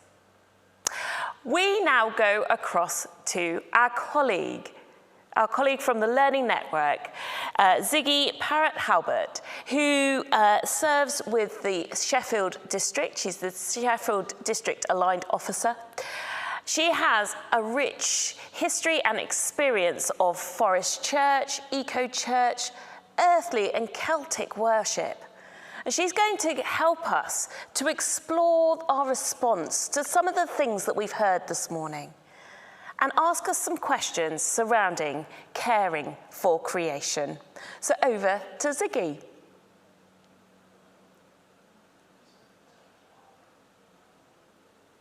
Okay, so I'm here to talk to you today about, that Genesis story with the word dominion in it, and how really we are supported by Scripture in how we should be looking after the wonderful globe that we find ourselves living upon. And given the Methodist Church's desire to reach net zero by 2030, this gives us a brilliant opportunity to look at a better understanding of how we can reach that goal by our better behaviour, towards the planet and all the things that are living on it, as God asks us to do.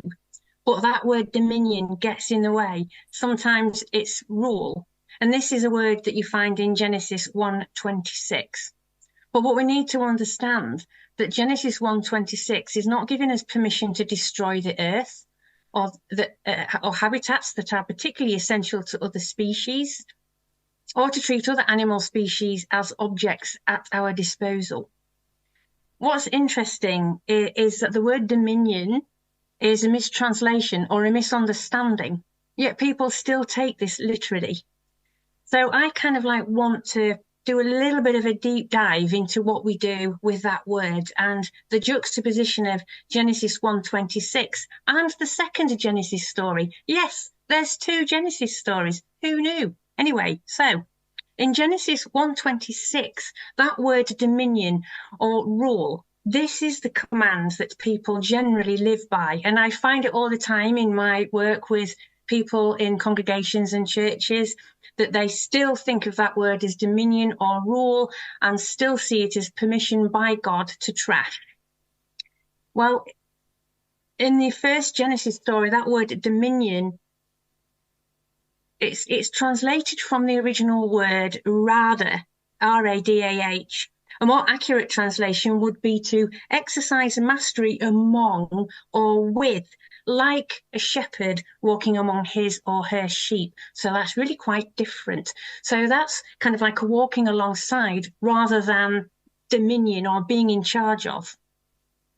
And then in the second Genesis story, if we assume Genesis 1:26 was translated accurately, you could say that the second Genesis story is opposite. So in chapter 2, verse 15, God instructs Adam to take care of the garden. Yet we look at Genesis 1:26 and give that the greater importance. Is it because that first version serves a greedy person kind that doesn't want to relinquish its own selfish wants for the life needs of other beings? In the second Genesis story, the words abad and shema are used. Abad means to work for or serve as a slave. This is in reference to the earth. We are told by God that we are to work for the earth, to serve it, to be in service to it, not the other way around. Shema means to care for, to preserve, to learn from. And both of these words, abad and shema, give primacy to the earth, not humankind. In Genesis 2:15, the second story, it says, the Lord God took the man and put him in the Garden of Eden to work it and take care of it. People often choose to read the Bible literally, and I'm not saying that that is right or wrong, but it is an observation. But there are many examples in the Bible of conflicting guidelines for life, and many examples of rules that are discounted. How many Christians still pierce their ears? I do, you can see. Ta-da! Anyway, so there you are. And how many have tattoos? Ta-da! How many cut their hair? Ta-da! Eat black pudding. I'll pass on the black pudding, but plenty of people still eat it. All of those we are told in the Bible we mustn't do, but we do them. We ignore those, yet we don't ignore Genesis 1:26. When we do ignore Genesis 2. Cast your mind to the Amazon forests or the ancient woodlands here in the UK, flattened for HS2. Is this really what God asks us in Genesis to do to his planet? The prophet Jeremiah in chapter 9, verse 12 says, why has the land been so ruined that no one dares to travel through it? What a sad state of affairs. The Bible also tells us throughout the Old Testament that we are to care for the world. There are many exhortations to this effect, but there is only one, if you insist on the dominion version of Genesis, that is contrary. So why are we listening to just that one contrary example while discounting the many more calls for care? Is it because we're too selfish to make the changes we need to make in order to care for the planet as God asks us to? Numbers 35:34 says, "You must not defile the land where you live, for I live there myself." Those are the words of God to his people. And God makes clear all things have been made by him. Should we then not respect all things that he has made? Are we disrespecting him if we disrespect his creation? Our inability to understand another species that speaks a different language from human language does not make that species inferior. That was some of the reason behind slavery. God is clear that everything is equal. Acts 17:24-25, the God who made the world and everything in it is the Lord of heaven and earth. He gives everyone breath and everything else too. And in Romans 1:19-20, ever since the creation of the world, God's eternal power and divine nature has been clearly seen, being understood through the things God has made, so people are without excuse. So just remember that. We don't have an excuse. So whilst God does not say we are not to eat animals, so eating meat is not an issue per se, and I am a vegan, so I'm trying to come from this not in a biased view. God does not say either. He doesn't say we shouldn't eat them, but he doesn't say we should keep them in inhumane conditions and kill without care or kindness or respect due for a life that we have taken. If God tells us he has created all things, what does it say of us to treat any part of his creation with disrespect? Put yourself in the place of a 30-day-old chick that should be about this big at 30 days, too unnaturally heavy to stand, and then feel its fear alongside thousands of others in a mechanized slaughterhouse. Is this what God asks us to do? Habakkuk 2:17 says, "You cut down the forests of Lebanon, now you will be cut down. You destroyed the wild animals, now their terror will be yours." Tough words, huh? Sometimes we look at God's exhortation to Peter in Acts 10 to kill and eat. When he lowers down the blanket to Peter with everything, kill and eat. It's not about giving permission to kill whatever we fancy eating, which is what we do even to extinction. The dodo, the American bison, and the passenger pigeon being the most famous examples. Conversely, people living in the Arctic Circle who kill whales for food gather as groups of families and kill just enough to feed that family or that group of families through the winter. They don't kill more than they need, hoarding the excess. And every single bit of the animal is used, not just the bits they fancy like we do in the West. Oh, I fancy a bit of chicken breast, but I'm not eating the leg. Oh, I'm not eating the giblet, so I'm not eating the neck, or whatever, you pick a bit. So to take just one part of something whose life you have taken and throw the rest away shows a lack of respect. The whole lesson on manna in the wilderness teaches us that we should only take what's needed. This passage in Acts on killing and eating is about preaching to the Gentiles and bringing them to faith, that they're not adhering to Jewish food rules should not exclude them from following Christ. It's not about killing and eating. It is not about indiscriminate killing. It's not about the subsequent waste. If you want to know more about how to live with respect, read this book. You might be able to see it, Braiding Sweetgrass by Robin Wall Kimmerer. This is how the Indigenous peoples take what they need, but with respect. It's fabulous. It's absolutely fabulous. The whole of the Bible, particularly in the New Testament too, asks us to live in shalom. We always think of that just meaning peace, but in Aramaic it has a much wider meaning than peace. It refers to wholeness, harmony, integrity, and well-being for everything. So maybe that's what we need to do. In Job 12:7 and 8, it says, "Ask the animals and they will teach you, or the birds in the sky and they will tell you, or speak to the earth and it will teach you, or let the fish in the sea inform you. We have a rich and diverse planet, and we can learn from all of it rather than dominating it and destroying it.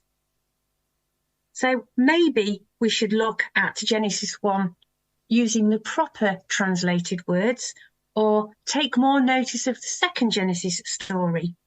Take care of our planet, all the species that are in it. They are all commanded by God. And if we are to live a God-led life, the life choices we make must reflect that command, surely. Even when we find ourselves inconvenienced or made uncomfortable. After all, it's not all about us, is it?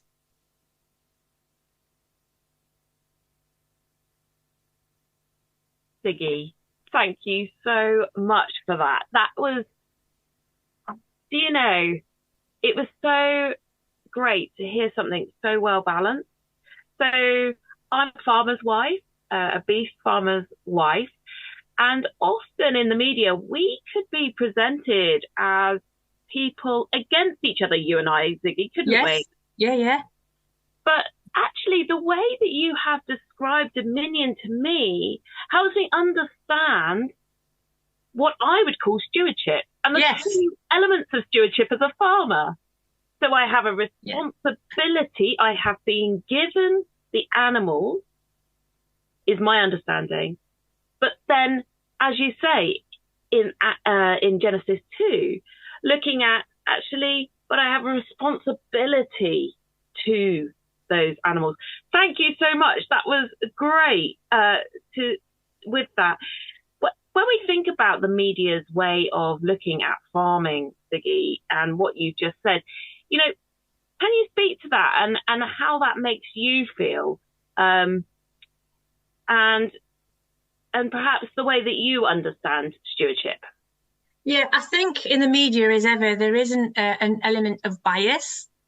And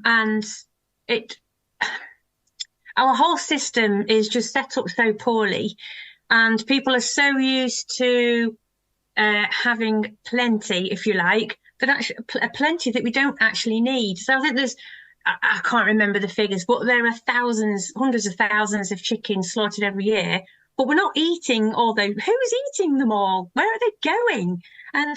And how much of it is being used, and how are they kept, and how are they slaughtered? And the same with cattle and dairy.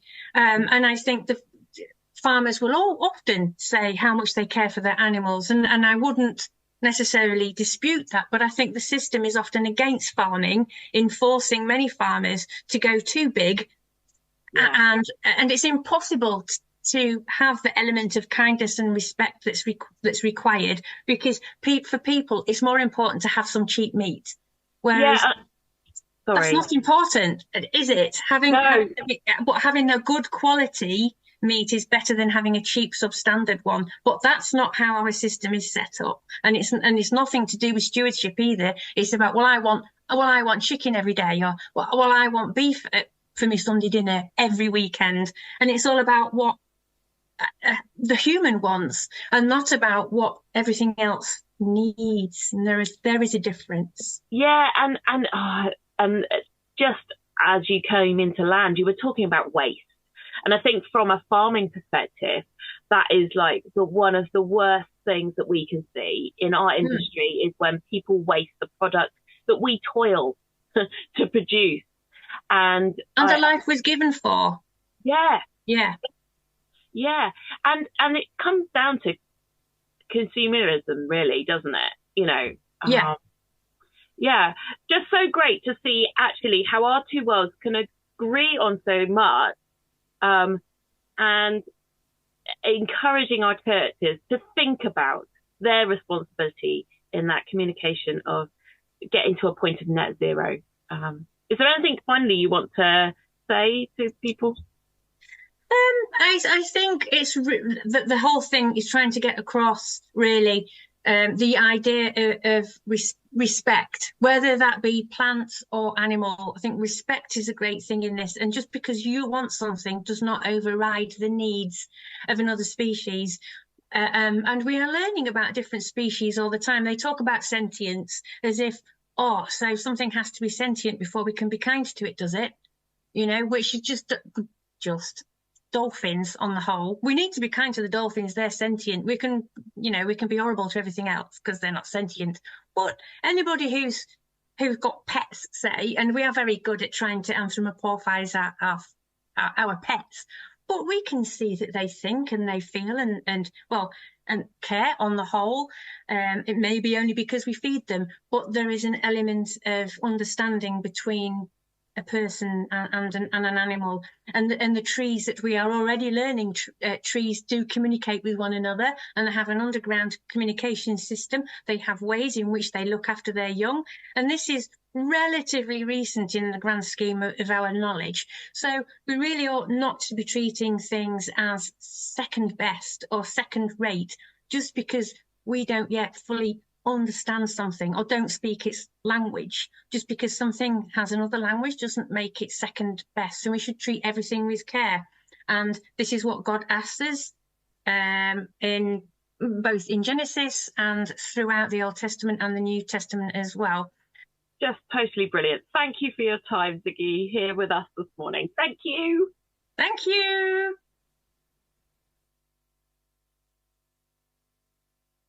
Wow, what a rich tapestry that Ziggy has added to, weaving those threads through of our responsibility to the created environment that God has entrusted to us. We now move on to potentially my favourite part of any of the Bible Month training days, the questions, where we hear the voice of yourselves, the things that are interesting you, the things that you're noticing from the things being discussed here this morning. And so the questions are going to be put to both my colleagues, Michael and Jasmine, and we're going to start with some of these now. So thank you for your questions that you've been putting through.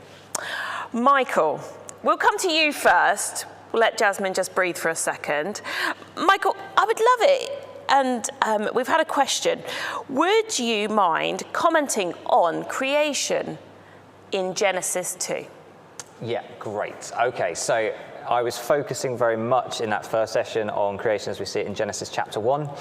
And it's part of the local preachers training course, actually. One of the things that we point out is the fact that Genesis chapter 2 is a second creation account, really. You'll notice subtle differences as you read things. Things like vegetation come into being at a different point in the story. So there are contrasts to be made between what we get in Genesis 1 and Genesis 2, which some people want to focus in on the differences and separate them out. But again, I go back to that point I made, that I think these stories are carefully woven together to tell one narrative. So I like to think of Genesis 2 as kind of an expansion of what we find in Genesis 1. So where we get to with Genesis 1 is humanity made in the image of God, and then this idea of God Sabbathing in the good creation. And then we kind of zoom in a little bit on Genesis 2 and explore, okay, well, what did it look like to be humanity then in that pre-creation state? What was, as Siggy was talking about in that video, what does it look like for humanity to take care of the earth well, responsibly? Actually, what does it look like to tend to the garden, to look after it, to kind of, what does it look like to exercise that dominion over animals? Actually, it looked like naming. And what does it look like for Adam and Eve to be naked and without shame? So there's a kind of honing in on that early experience of humanity.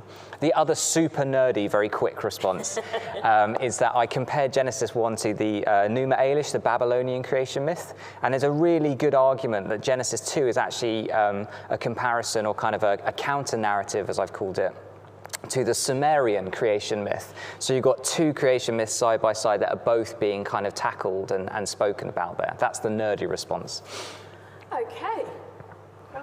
I think, Michael, you could probably talk on that subject for quite a lot longer, probably. So actually, this next question, Jasmine, I'm going to focus towards you, is a question that actually I have myself about Genesis. What do we know about the various authors of the chapters of Genesis, and who wrote them? But definitely there is no one author that wrote a book of Genesis, because it covers the quite period of time. I think it was the first Julius Wellhausen who said there were 4 authors. So he named it as a JDPE. J for the author who used Yahweh from the beginning in his writings. E for Elohim, so the author one who used Elohim from the beginning, but Yahweh been revealed to Moses. So that kind of story that built throughout the Genesis. And the P is the priestly author. So all the legal documents, all to do with the religious aspect of the information, where you find Leviticus and Numbers and all those details are written by one author. And the Deuteronomic history, so it's not only Deuteronomy, the rest of the history is written by one particular author. That was the start to say that it's more than one author. But later on, there is so much development, even within that each single authorship. There are so many different versions of it. So it's multiple authors, really.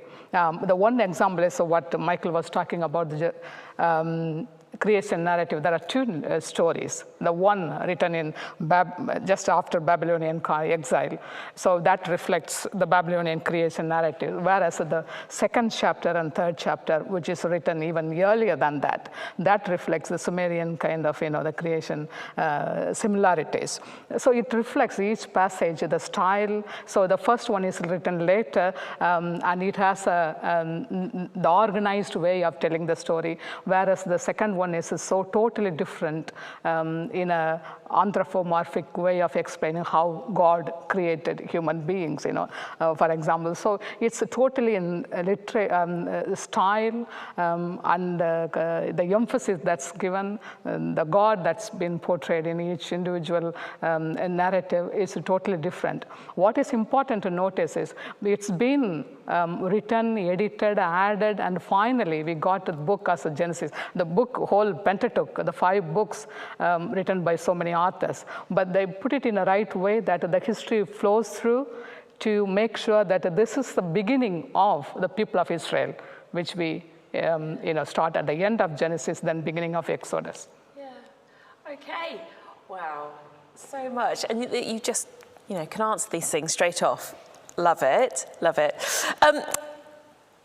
I don't know which of you prefer to answer this question, but looking to certainly what David brought us, looking at science and creation, how close is the sequencing in the Genesis creation story to what the fossil evidence has revealed about the process of evolution?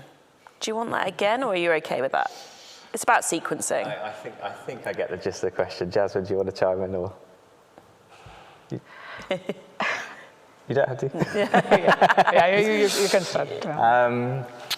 Yeah, so I mean, I've got to start by saying I'm not a scientist. I'm a Bible nerd, and so kind of my focus is on the Bible rather than the science record. I think the thing I would say is almost another thing about authorship, really, around how do we understand how this text came to be? This text was written before we had an understanding of fossil records. This text was written in a culture that wasn't really engaging with, layers of the earth and things like that. And so I think the chances of it deliberately being written kind of with those ideas in the minds of kind of at least the human authors. I do believe, by the way, that the Bible is the word of God. It is the inspired word of God and God working with human authors. But I think God often worked with them within their own cultural frame of reference. I think it would be a bit cruel to, expect an ancient Near Eastern writer to write with a post-Enlightenment understanding. So I don't think they were writing with the fossil record in mind. I think if it does align, great, happy days, not surprised, God's working with people. And I think, joyous, but I don't necessarily think that it's deliberately been constructed in that way. And I think different people within the science faith field would make different arguments about it. And David addresses the question, I think, quite well by saying, what kind of literature are we reading and what are we trying to make the text tell us? And what we need to do is let the text tell us what it's trying to say, not force it to say something it's not, I don't think, trying to reference. I think it's an interesting subject because both yourself and I, Michael, both come from a background of youth work. Yeah. And actually, in the youth work world, this is a question that young people ask a lot because it goes back to what they're being taught in the classroom and well, how does this relate? So a really interesting one to potentially look a little further into. I think just looking at time, we've got time for at least one more question. So here's another one to you both, and you can choose who answers this. But how much do you think that the theology of Genesis is affected by wishful thinking in hindsight? And is this a good thing or problematic? Maybe over to Jasmine first on this. Well, is it just hindsight?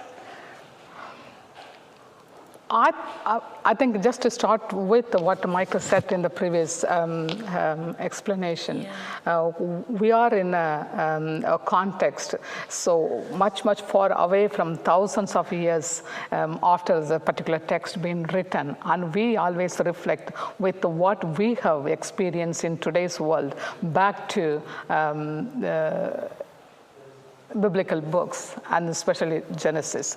But I think we bring so much experience from our own, experiences and context, and we try to reflect on the theology. One way it is good because we need to get some kind of relevance from the theology that we get out of Bible to our context. But at the same time, we have to be very much careful about which context the biblical text being written and how much the theology they wanted to get out of it, because sometimes we force some of our contextual realities to get the theology out of the biblical text.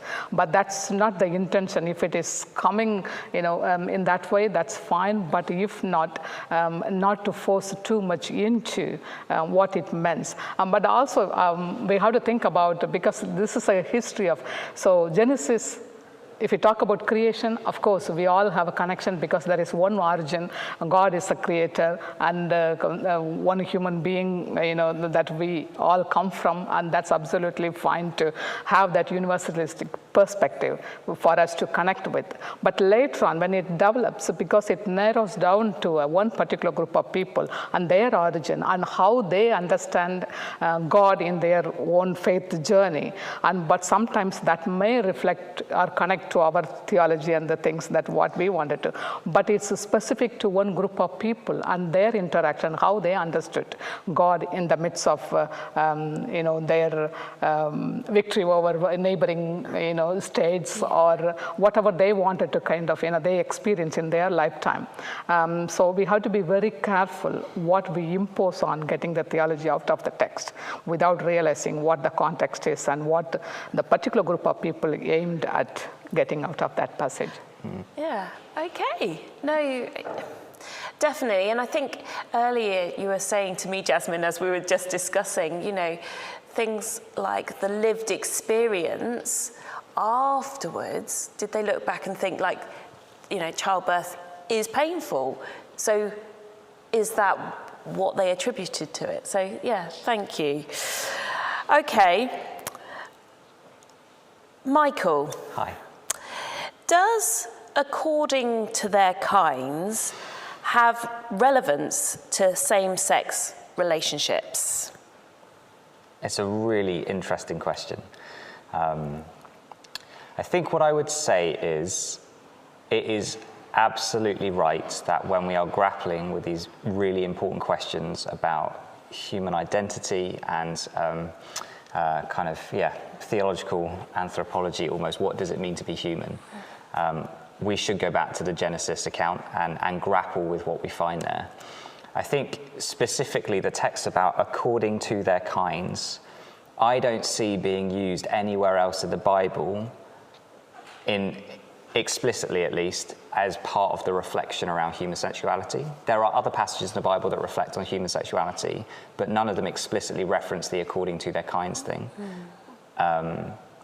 What I do see the according to their kinds thing being applied to is things like the food laws, what is clean and what is unclean, what is good to put into your body, what is not good to put into your body. So I don't think necessarily that the Bible sees that as applying to that subject, but we also need to just appreciate the fact that it is good for us to draw on a broad spectrum of scripture in helping us grapple with those really important questions. Yeah, no, I agree, and certainly the the voice of the people commenting in. We've got that rich tapestry of voices and understanding, and it's good to hear everybody's points of view on these things as well, isn't it? Okay, I think it is time for lunch. We will be back with you at 1 for Stories of God with Michael, and so that should be amazing. And then at 2, we have the Matriarchs with Jasmine. So please do have an amazing time, either in fellowship, if you are within a hub, or if you're alone, please do just use that time to refresh, to take a break from the screen, and we will be back with you at 1 o'clock. Thank you.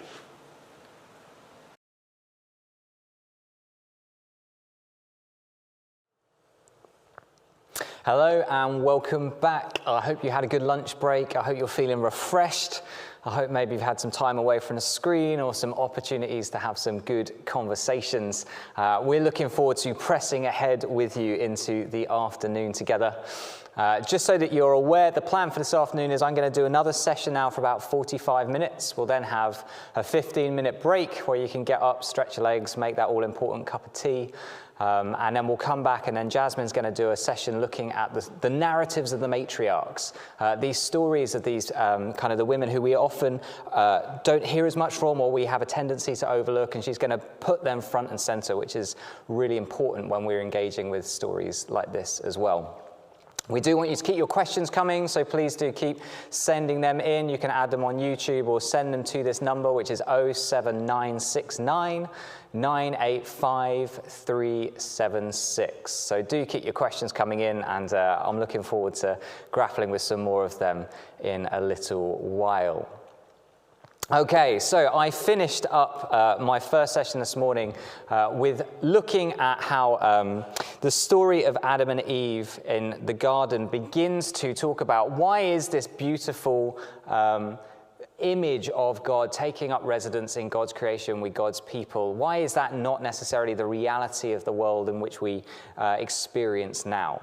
And what I want to do is pick up some of the stuff that I was talking about Genesis being narrative, so narrative that we need to explore some of the literary devices and be looking for literary devices at work as we read, but Hebrew narrative, so particularly looking for Hebrew narrative devices, things like numbers, things like careful use of names, things like recurring typologies. Also remembering that these stories are fundamentally stories about God. They're making truth claims about the God that we worship, the God that we are called by, the God that we continue to work with in the world. And sometimes those claims are actually counter-theological statements. They are statements made over and against other nations and other gods. So that's what we're going to be looking at. And I'm going to try and give us a whistle-stop tour through the next 47 chapters of the Bible. So we obviously can't cover everything. I hope that's obvious. We're not going to be able to say everything that there is to say. But what I want to do is at least give you a little bit of a flavor for how we encounter this unfolding theological imagination of Genesis and the unfolding story of it all. So I'm kind of happy to dive in. If you're ready, let's sort of go for it. So we touched on what went wrong with Adam and Eve. What was their sin, if you like? What was the failure? What was the thing that undid this beautiful image? But where we didn't quite get to was actually what was kind of the consequence and the result of that. I think it's really interesting that what we find as the kind of consequence for this Adam and Eve, this representative moment in human history of them sinning, the consequence of that is exile. Notice they are put outside of the garden. They're put outside of the place where God is. And actually, exile is one of these things that becomes emblematic for the whole rest of the Bible. That the worst thing that can happen, as far as Israel's concerned, is the idea of being exiled, yes, from the land, but actually exiled from God's presence, losing access to the abundant life that God has created. That is the worst thing that can happen. And this theme of exile drips its way through Genesis as well as the rest of the Old Testament narrative, and actually into the narrative of the New Testament as well. So we have this sin which seems to be around following our own desires, reaching out and taking something that was forbidden, setting ourselves up as God in our own eyes, making our own decisions about what abundant life looks like. And we have this consequence, which is exile. And yet even in the exile, there seems to be this commitment from God to continuing to love and care for and work with humanity. So even as they're put outside of the garden, we get this lovely bit where God creates clothes for them. So they've seen that they're naked, and they've done a kind of haphazard job of covering themselves with fig leaves. I don't know if you've ever kind of touched a kind of a fig or palm. I think it's fig leaves. It is fig leaves. They're super itchy, right? It's not the kind of thing that you necessarily want near some of the more sensitive parts of your body. And they've done a bad job there. And then what God does is he lovingly comes along and goes, that's terrible. Let me make you some better clothes. There's a kindness in that. There's a care in that. There's a protection in that. And although they're put outside the garden, they're still in Eden. As we jump into the next narrative, we have Cain and Abel still in Eden, almost right up close, it seems, to the entrance to the garden.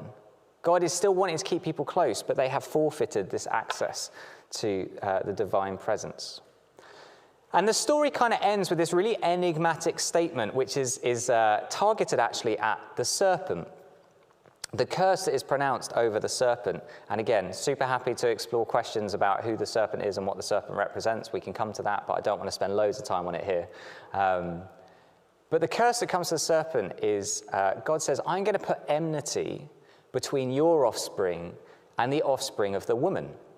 I'm going to create a situation where there is going to be, the offspring of the woman might trample on your head, and you are going to attempt to strike at his heel. So this sets up this really interesting cosmic drama. The ripple effect, I think, goes through the whole of Scripture. It leaves us with the question, who is going to trample the head, or who is going to be bitten by the serpent? This voice of deception that seems to be able to pull people away from an understanding of who God is and actually what it looks like to be truly human. And so that question lingers in the air as we move into the next story, where we find Cain and Abel still in kind of this Eden landscape, though not in the garden. And this really interesting statement comes out where Cain is jealous of his brother's offering. And God says to Cain, hey, careful, sin is crouching at your door. It's almost like sin is being anthropomorphized as kind of like a serpent, kind of crouching there ready to lash out at Cain. And the challenge comes to Cain, will you rule over it? Will you crush the heads? Or are you going to be bitten? I think that's one of the ways these stories are tied together. And Cain, unfortunately, doesn't rule over the serpent. Instead, he actually makes a similar mistake to his parents. He makes his own decision about what is going to bring life or death. He decides that life for him is going to look like death for his brother. And there's a similar consequence to that similar sin, which is a further exile. Cain is further exiled away from not just the garden, not just Eden, but now into the east. We're told he's sent into the land of Nod, which translates as the land of wandering. It's almost like if you imagine this kind of cosmic mountain, Adam and Eve start up here in this lovely divine presence garden, and Cain and Abel are a little bit further out. And now Cain is going down the mountain, almost back towards the chaotic waters. Almost back into the place of wandering and chaos. He goes back into the wilderness, is essentially what we're told. And this similar exile is followed by a similar grace statement. Cain goes, this punishment is more than I can bear. I'm going to be in danger. I'm going to die. And God says, no, I'm going to put my mark of protection on you. I am going to look after you. So there are these themes that emerge that are very consistent between these two stories. And then we come to Genesis chapter 6. I'm skipping a little bit because we can't cover everything. But we go through these 10 generations that run from Adam down to Noah. Again, notice 10. Careful use of that number. This is Hebrew literature, remember. And so the number 10 is like a number of fullness. So in the fullness of time, I think, is what's going on in the kind of implicit writing there. In the fullness of time, we get from Adam down to Noah. And whereas with Adam, everything is very good, it's the fullness of goodness. By the time we get to Noah, we're told in chapter 6 that the earth has become utterly ruined. In the fullness of time, the sin of humanity has grown so great, so exponentially bad, that the earth, the whole of creation, has now become utterly ruined.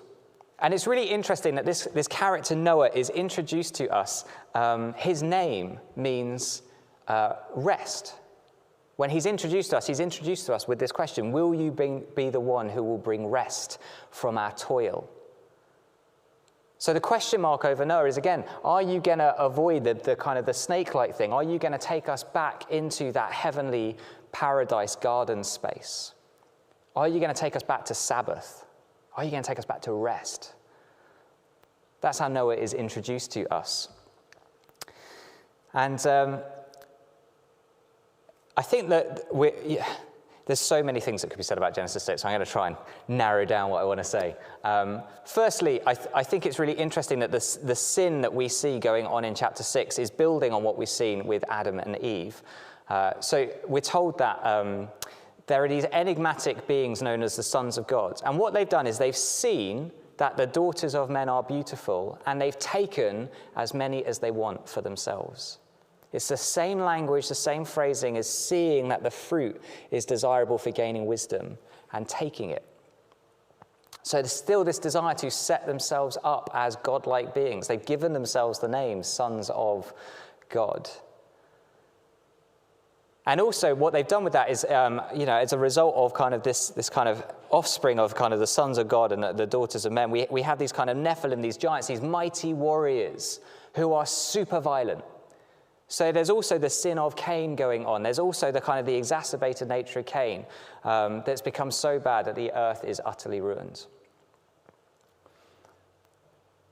And what intrigues me is this is where we need to pay careful attention to the text, because I think there's lots of understandings out there that God is super angry and therefore wipes out the world with a flood. But if you look at the language of the text, it doesn't say God is angry. It says God is grieved.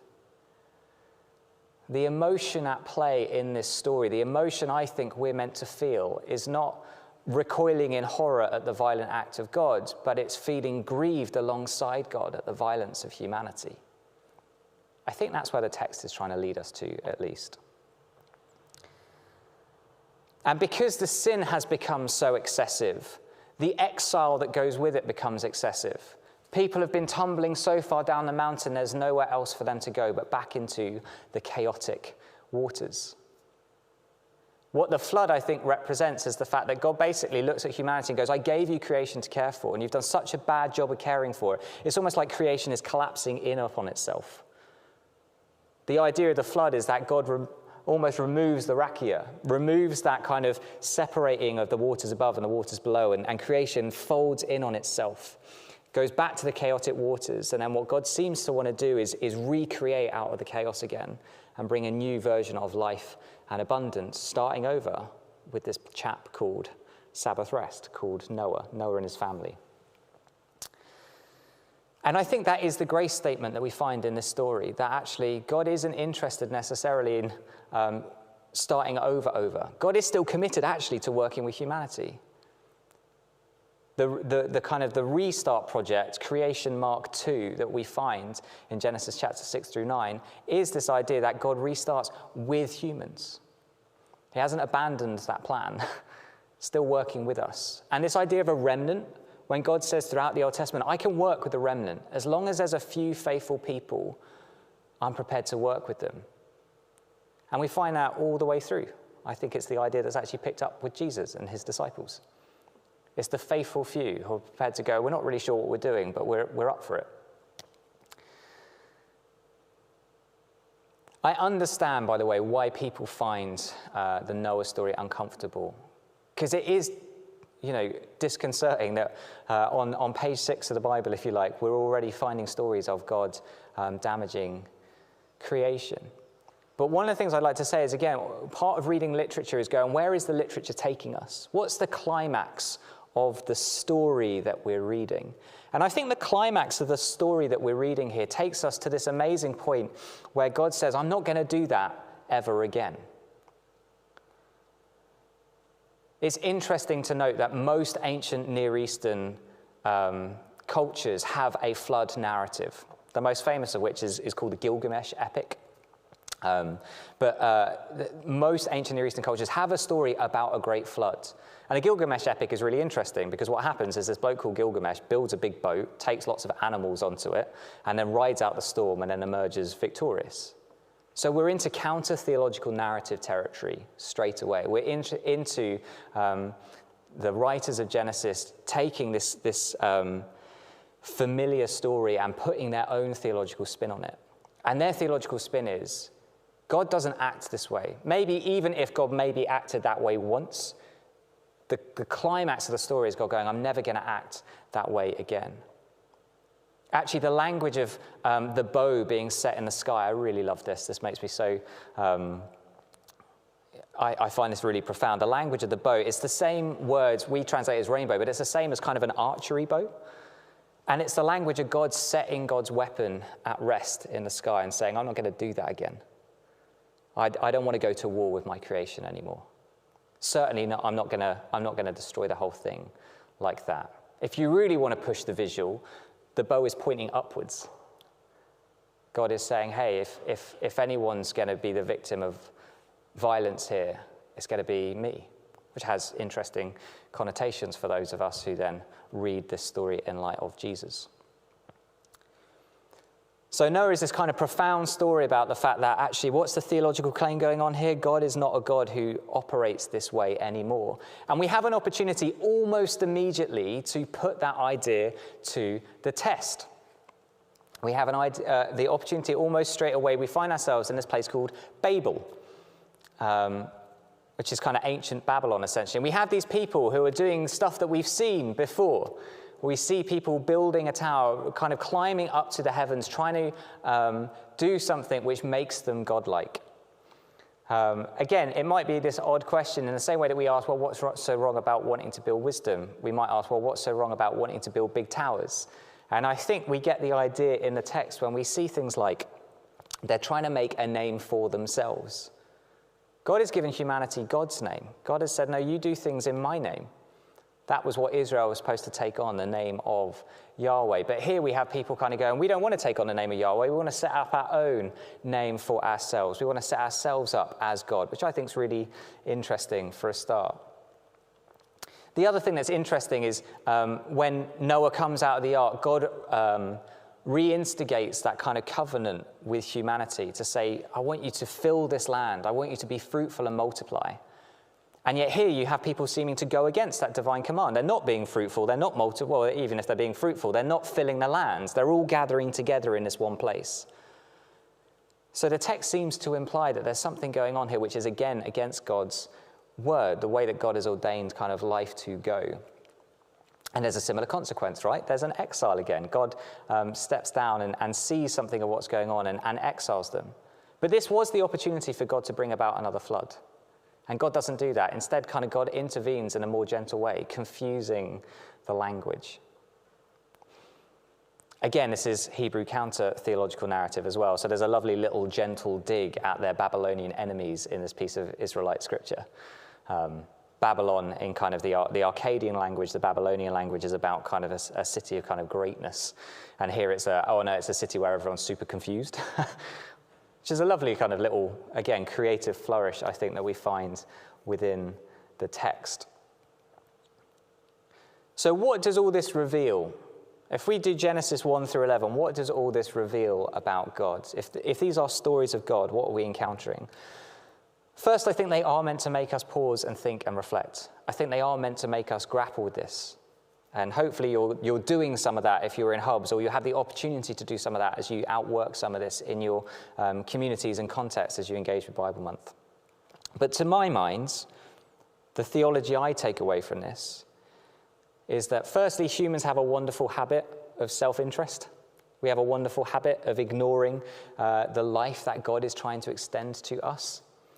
We have a wonderful habit of kind of reaching out and taking our own desires. We have a wonderful habit of scrambling for our own status. And that there are inevitable consequences for that, for our relationships with one another, for our relationships with God, even creation itself. And yet, God seems to be gracious. God seems to want to care for people, even when they are finding themselves in a place of exile. God is committed to continuing to work with humanity, even though they seem broken and fallen, even though they seem to kind of be self-interested. God is, I think these stories tell us, able to destroy, but ultimately elects generally not to, certainly not to kind of whole-scale devastation. Yes, devastation appears elsewhere in the biblical narrative, but never again to that kind of whole creative state. And I think God continues to want humanity to be fruitful and to be in a good land, because that seems to be the thing that is reiterated to Noah, to Adam, to Seth, to Noah, this idea of be fruitful, multiply, fill the land, subdue it. So if you find yourself teaching on week 1 of Bible month, if you find yourself preaching there, my encouragement would be maybe choose one of these stories, but explore those recurring themes. Look at the idea that God is that loving creator. Look at the fact that humans have this kind of tendency to step away from what I think God has ordained as kind of life in all of its fullness. Look at the fact that the impact of those decisions tend to be bad for everybody. Look at the consequences of action and maybe feed into that idea of exile. But ultimately hone in on this. Actually, I think these stories are about the goodness and commitment of God to God's people in spite of everything. And again, that is a theological thing that flows through the rest of the weeks. With that in mind, let's turn to week chapter 2 then, where we're looking at the story of Abraham. And Abraham is, like Adam, like Eve, like Noah, like others, invited by God to be God's person, or be part of God's people. And he's given these massive, huge, great, big, grand promises.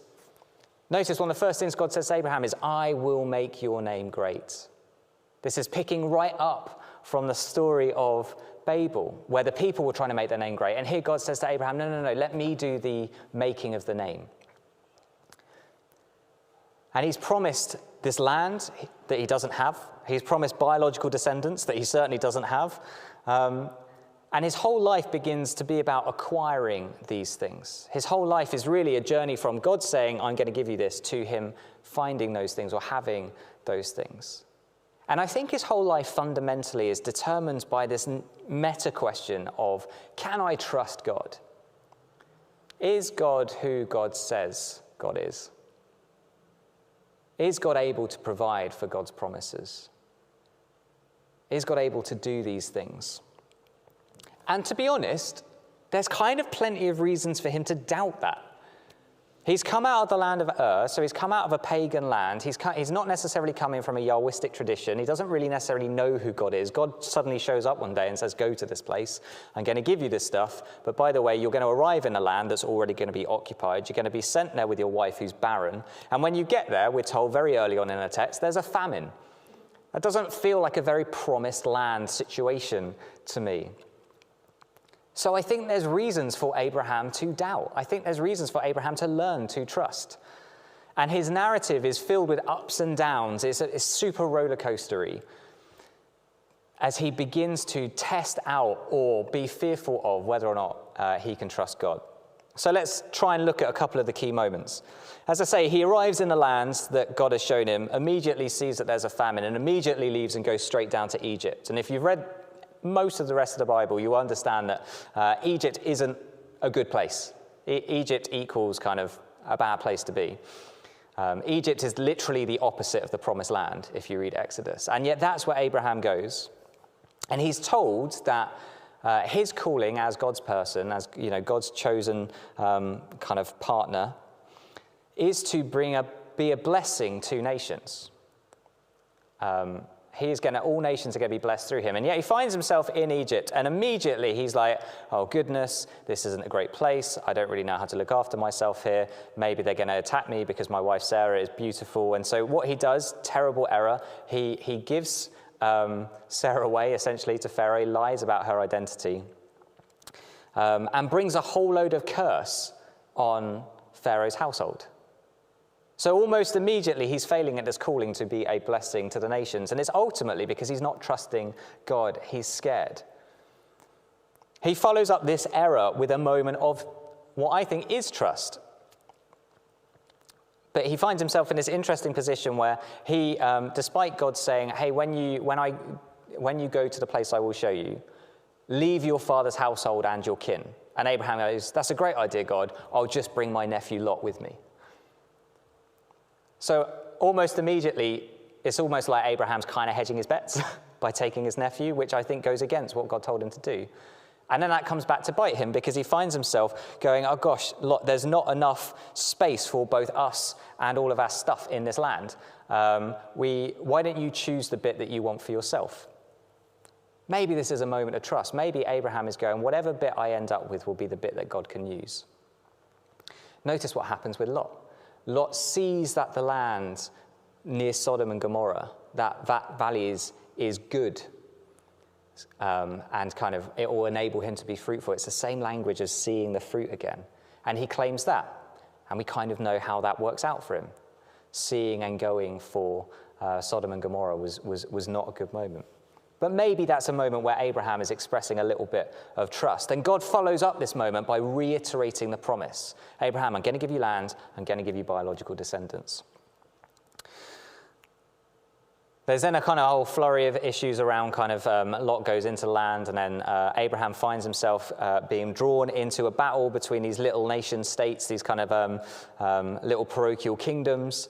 Again, I think getting swept into a war that's not really about you isn't a way of bringing blessing to all nations, but we can debate that. And then he follows this up by arguing with God and going, God, you said you're going to give me land, you said you're going to give me an offspring, but you still haven't seen it. And so God reiterates the promise again. No, I'm going to give you land. I'm going to give you biological offspring. And then Abraham has another moment where he doesn't trust. And this is something that Jasmine's going to pick up with us after the break. But so he and Sarah, particularly Sarah, seem to hatch this plan around he's going to have a descendant via Hagar instead of Sarah. And again, it's really interesting language. This kind of literary flourish comes up again. Sarah takes Hagar and gives her to her husband. It's the language of taking and giving of the fruit again. It's the language of you're doing this thing that you think is wise in your own eyes, but actually it's foolish. This is not the root of abundant life. It's the abuse of a slave girl. And there's loads that could be said about Hagar's story, so I'm really grateful that it's something which is being picked up after the break. So there's another moment of not trusting, and again it's followed up by God reiterating the same promises. I'm going to give you land. I'm going to give you descendants. And then these three angels show up, and there's a weird kind of moment where it's kind of a mixed bag. It's both great that Abraham seems to recognize this is the Lord in my midst and goes about kind of setting a table for God. And there's a lovely moment of revelation around kind of him understanding who God is and what God is like in that moment. But they're still kind of not really sure if God's really going to come through for them. And the angels say, hey, by the time we're back, you're going to have a descendant. And there's a lovely bit of wordplay where Sarah laughs to herself and says, yeah, that's never going to happen. And the angels go, well, why did you laugh? And she goes, I didn't laugh. And that almost kind of reads in a bit pantomime-y to me. But there's wordplay going on as well, because the name Isaac means laughter. So there's this lovely moment where it's like, essentially what's being said is the angels say, why did you Isaac? And Sarah goes, I didn't Isaac. And they go, yes, you did Isaac. And then she has a son, as we know, slightly later on, called Isaac. And this moment of revelation for Abraham, where he seems to recognize that he's host in the presence of God, leads him then to plead for Sodom and Gomorrah. This town that seems to become a microcosm of what takes place in the Noah story. This town where everything has become totally corrupt. And yet Abraham here seems to understand a little bit about what his role is to bring a blessing. He has a conversation with God and says, hang on, you're the God of compassion. So if there's 50 people in this place who are good, are you going to destroy the whole place? And God goes, no. And then he pushes it again and goes, what about 45? What about 30? What about 20? What about 10? And again, there's a lovely literary flourish as you read this. It kind of is a bit pantomime-y. I want you to imagine that you are a kid having this story read to you in bed by a grandparent or something. And it's almost like, but what about 40, Granddad? What about 30 granddads? It's got that kind of rhetorical kind of climactic building sense to it. And again, I think it's a literary flourish we want to keep an eye out for, which is lovely. It's a playful bit of writing. So there's some more kind of ups and downs, and then we have Isaac, who's born kind of not really with much of a fanfare. Isaac's born, and then very quickly Sarah dies, and Abraham is given some lands to bury Sarah in. But that's the end of his narrative. Actually, we reach the point at which God, well, it's not quite the end of his narrative. We'll come to another section in a sec. But there's this point at which he has the biological son that he was promised. He has the offspring. And he has the land suddenly. And you get this then amazing story, which again is one that I think we find uncomfortable, of Abraham going up the mountain with Isaac. And again, I understand why we find it uncomfortable. But if we set it in the context of his whole story of, can I trust Yahweh? We're introduced to the story as this is God testing Abraham's trust. And Abraham seems pretty chill in it. I know we might want to ask questions about what Isaac is thinking and feeling, and they're good questions to ask. But Abraham says very clearly to Isaac, no, God will provide the sacrifice. I think at this point, Abraham has learned, I can trust God. I can trust in God's identity. I can trust that God is the good God. I can trust that God is the compassionate God. I can trust that God is the provider who comes through with the promises made. I think set in the grand narrative of Abraham's life, that's a climactic thing that we can build up to. God is proven faithful. And so if you are preaching on week 2 of Bible month, I would encourage you, explore things like the call. Explore the fact that actually the call of Abraham, which, is the consistent call to God's people with that throughout all the generations, really, is to be a blessing. And sometimes we're better or worse, I think, at bringing blessing to the world around us. We're still called to be those people now. And explore this dynamic of promises and trust. Explore the dynamic of how actually this narrative ultimately is about, even against all odds, even when we are aliens and sojourners in another land, even when we have barren wives, there's something about that God is, when God calls, God backs up that calling and makes it possible. I relate this quite often to the Beatitudes. I often think, I don't see the meek inheriting the earth right now. I don't see the peacemakers having peace. I don't see those who hunger and thirst for righteousness being satisfied. But if I believe that I'm called to be one of God's people and caught up in helping create a world that looks like that looks like Sabbath rest, maybe, just maybe, God will come through with those promises. Maybe that's the invitation that I'm being invited to trust in. So that's week 2. Okay, let's keep going. Are you with me? Let's keep going. So moving into week 3, and we're looking at the story of Jacob, and where Abraham's story, I think, primarily is defined by this question of trust. Jacob's story is similar, but I think it's really about reliance. Because Jacob's whole question is, hey, do I really need God to lay claim to the blessing? Can I actually just make this happen for myself? Really interestingly, we're introduced to Jacob kind of as a snake-like figure. The serpent in Genesis 3 deceives and bites at the heel. And Jacob is introduced to us as someone who is a deceiver. He literally deceives his brother out of his birthright. He deceives his father out of the promised blessing, the blessing of the firstborn. And he comes out of the womb clutching at a heel. I think that's a careful nod from the writers back to this idea. Jacob is introduced. It's almost like, sometimes the people God ends up working with look kind of snaky, and yet God seems to somehow keep working with them anyway. So Jacob's issue is he's desperate to bring about this blessing for himself. He's desperate to make it happen for himself. And actually, we've seen this kind of stuff before, haven't we? The consequence of that is he ends up going into exile. He ends up having to run away from his brother because of the issues he's created for himself. And what's funny is Jacob seems so intent on making these things happen, even though it seems that God has already ordained that it's going to work out for him. What I mean by that is, even before he's born, the word is given to Isaac and Rebekah, hey, there's 2 kids here, and the older is going to serve the younger. So it's almost like even before he's born, God has said, Jacob's going to be my guy. And yet he seems intent on trying to force the issue anyway. And he finds himself having run away from the lands that God has given them, going into this kind of almost self-brought about exile. And he encounters God at this place called Bethel. And God says, hey, you're going to be my guy. I'm going to work with you. I'm going to bring you back here. You are going to be the person I continue to work with in terms of this thing about land and this thing about offspring and fruitfulness.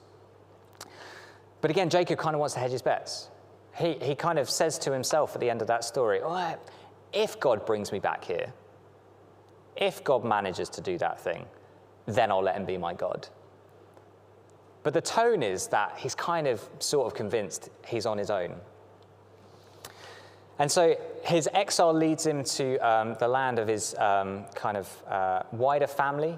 He finds himself hanging out, meeting his cousin, falling in love with his cousin. And his uncle Laban, he meets his deceptive match in his uncle Laban. And they have this beautiful exchange of it's the battle of deceptive wits. And again, it's beautiful storytelling when you get into it, where Laban Jacob has been the deceiver his whole life, and suddenly he's deceived into he thinks he's marrying Rachel, and then he's actually marrying Leah, and he's tricked into 14 years worth of work. And then Laban tries to make peace with him and says, oh, it's fine, you're my son-in-law now, and it's great, and I want to share my flocks with you. Why don't you take all of the sheep and the goats that look this way? And then he hides all of the sheep and goats that look that way to try and kid Jacob out of it. And then Jacob comes back with the counter-deception, where he does some kind of agricultural jiggery-pokery and gets a whole load more sheep and goats that look that way, and he cheats his uncle out of all of this livestock.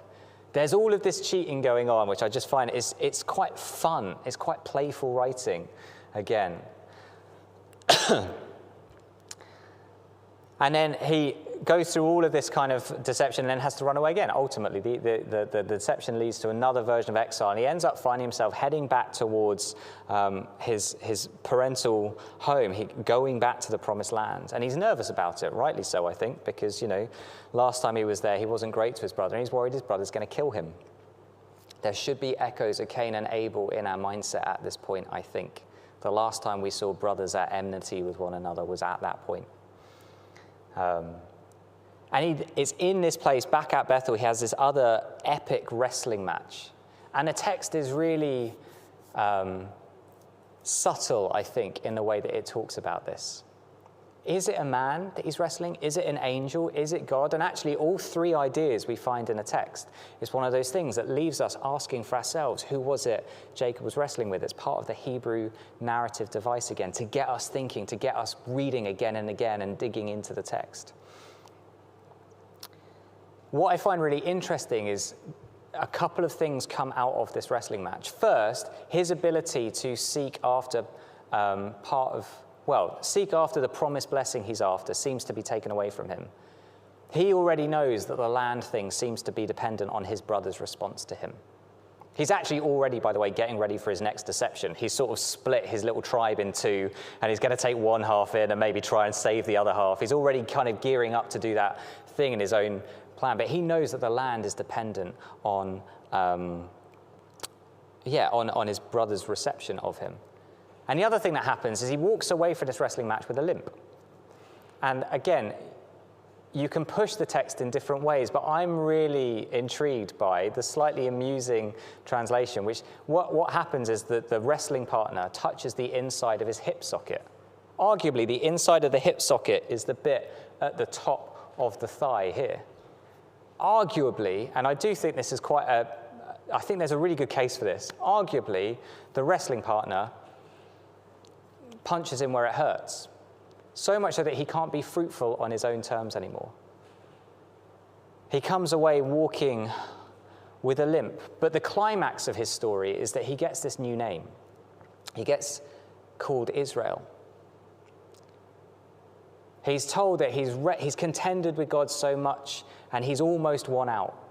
And actually what God is wanting to do is go, I want to work with you. I don't want you to have to do this by yourself. This is about partnership. And I do think the climax of his story is coming away being called Israel. And I think his story is a fascinating description of what Israel's unfolding narrative through the Old Testament is like. Constantly wrestling with other peoples and with God. Constantly trying to force a blessing that God has already promised. Constantly actually risking exile in the Old Testament because they're not prepared to work in partnership with God, but are trying to make it happen for themselves. And it's only really as Jacob's ages and his narrative kind of draws to an end and we move on to our focus shifts towards Joseph, that he seems to have a greater appreciation for what it is to rely on God. He seems to, in his old age, with his limp, have a greater appreciation for actually maybe it's God I need to rely on. Maybe actually God is the person who's going to make this thing happen. And so if you're preaching on week chapter 3, I would encourage you to think about this. Consider exploring the ways in which Jacob's life is defined by that struggle and deception and that desire to claim the blessing, claim that abundant life for himself. Maybe choose some fun examples of how he tries to cheat his way to the top. And consider how wild it is, how odd, how counterintuitive it is that God still seems to be present with Jacob and still says, okay, all right, I know you're a bit snaky, but I want to work with you. I think this is amazing grace. Jacob's story ultimately is one of amazing grace. Have you got 5 more minutes in you? We're just going to press through very quickly through Joseph's story. So his is really interesting, partly because it's familiar, thanks to Andrew Lloyd Webber. If you like musicals, you're probably aware of the story. You may even have performed in it at some point. But his story is interesting for a couple of reasons. Firstly, God is less visible. In the first 11 chapters, God is kind of center stage. In Abraham's story, God shows up loads. In Jacob's story, God shows up a couple of times. In Joseph's story, God is mostly, if we're honest, off screen. God is mostly behind a veil. To some extent, then, Joseph's story is similar to our experience of what life is like. I don't know about you, I don't have regular epiphanies where God rocks up for a meal and we have a conversation while standing on a mountainside. Not quite in the way that I would like, anyway.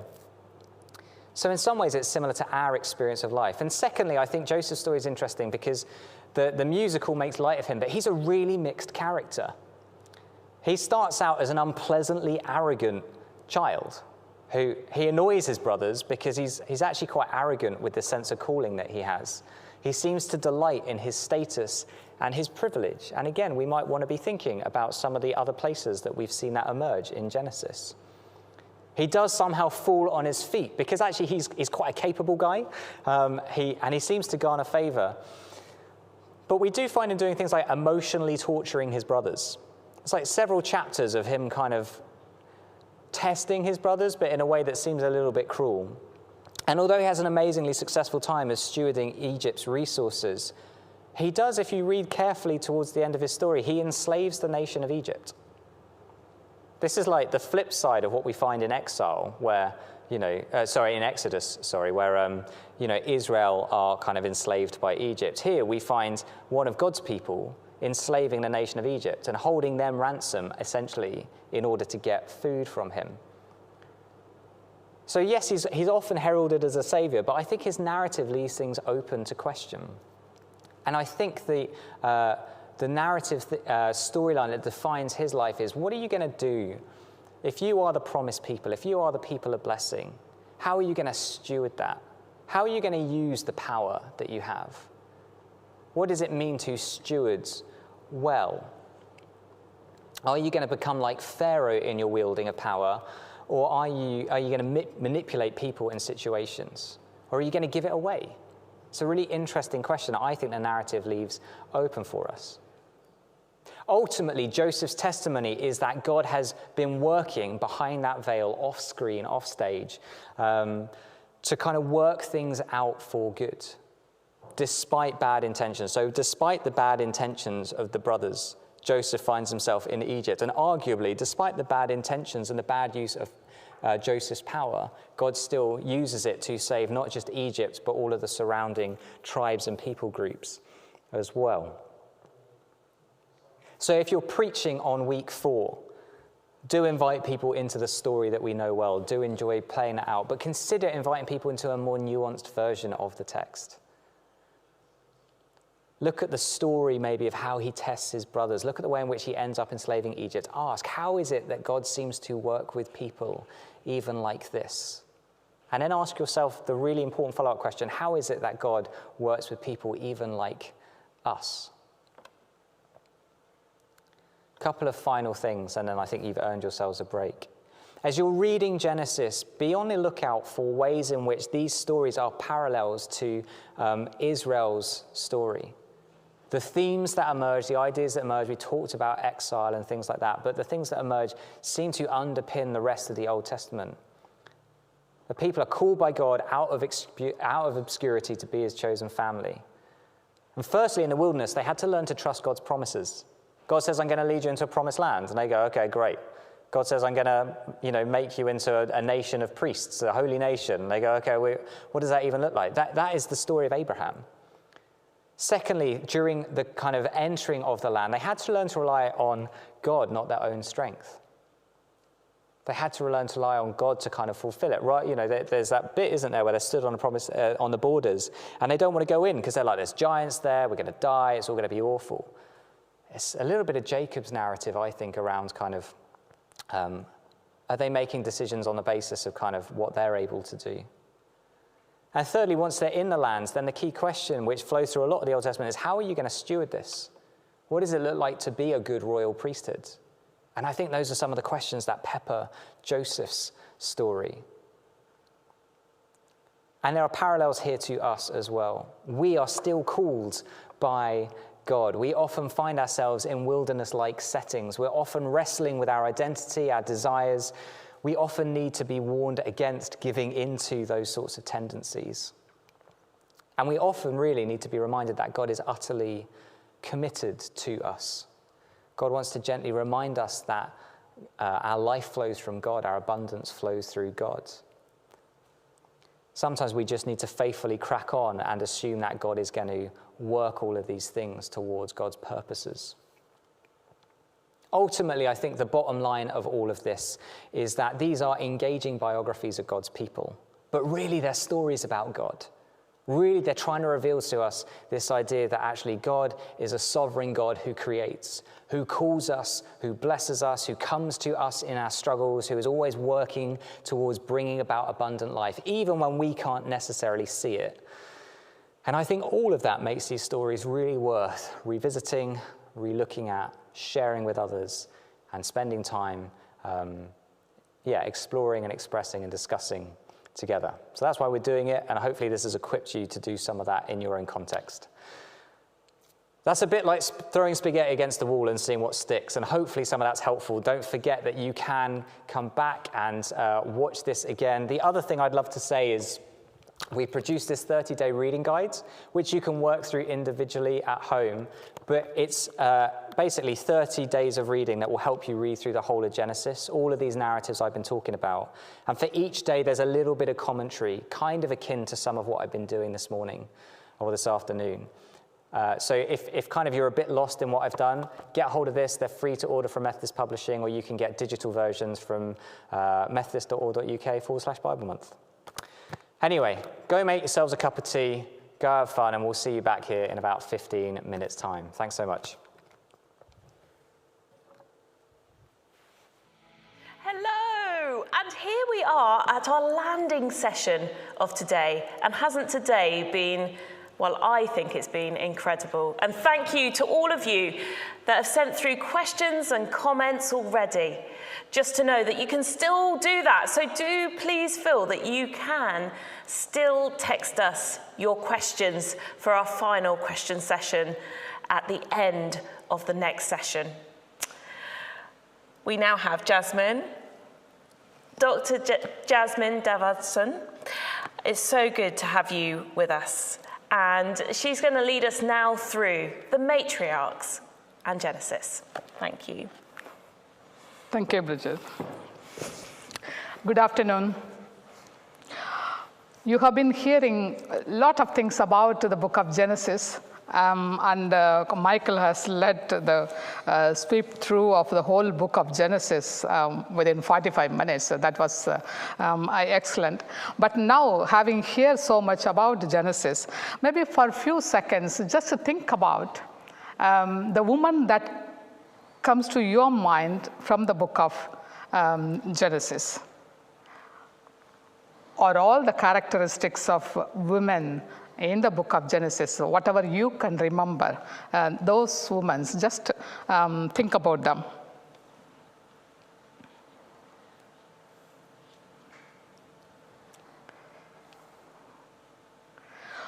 What message that you identify with those women that you have identified?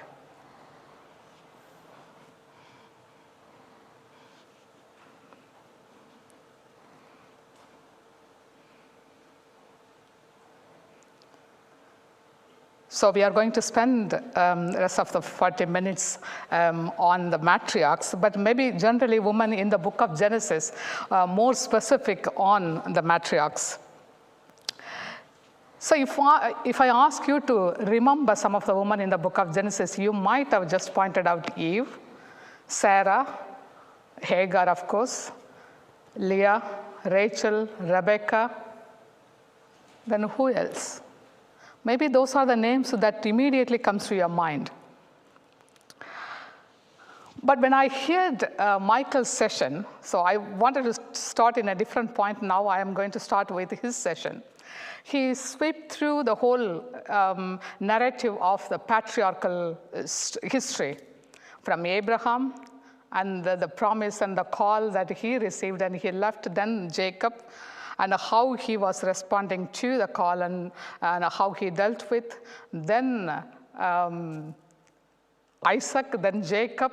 So he was ending with Joseph. So the narrative, the whole story was around patriarchs, Abraham, Isaac, Jacob, and Joseph. So what is the matriarch's place in this whole narrative? So that's the point I'm coming here. So you heard all the story, the patriarchal story, within 45 minutes, the previous session. Now I want to ask you the question, what is the part of matriarchs in the whole history from Abraham till Joseph?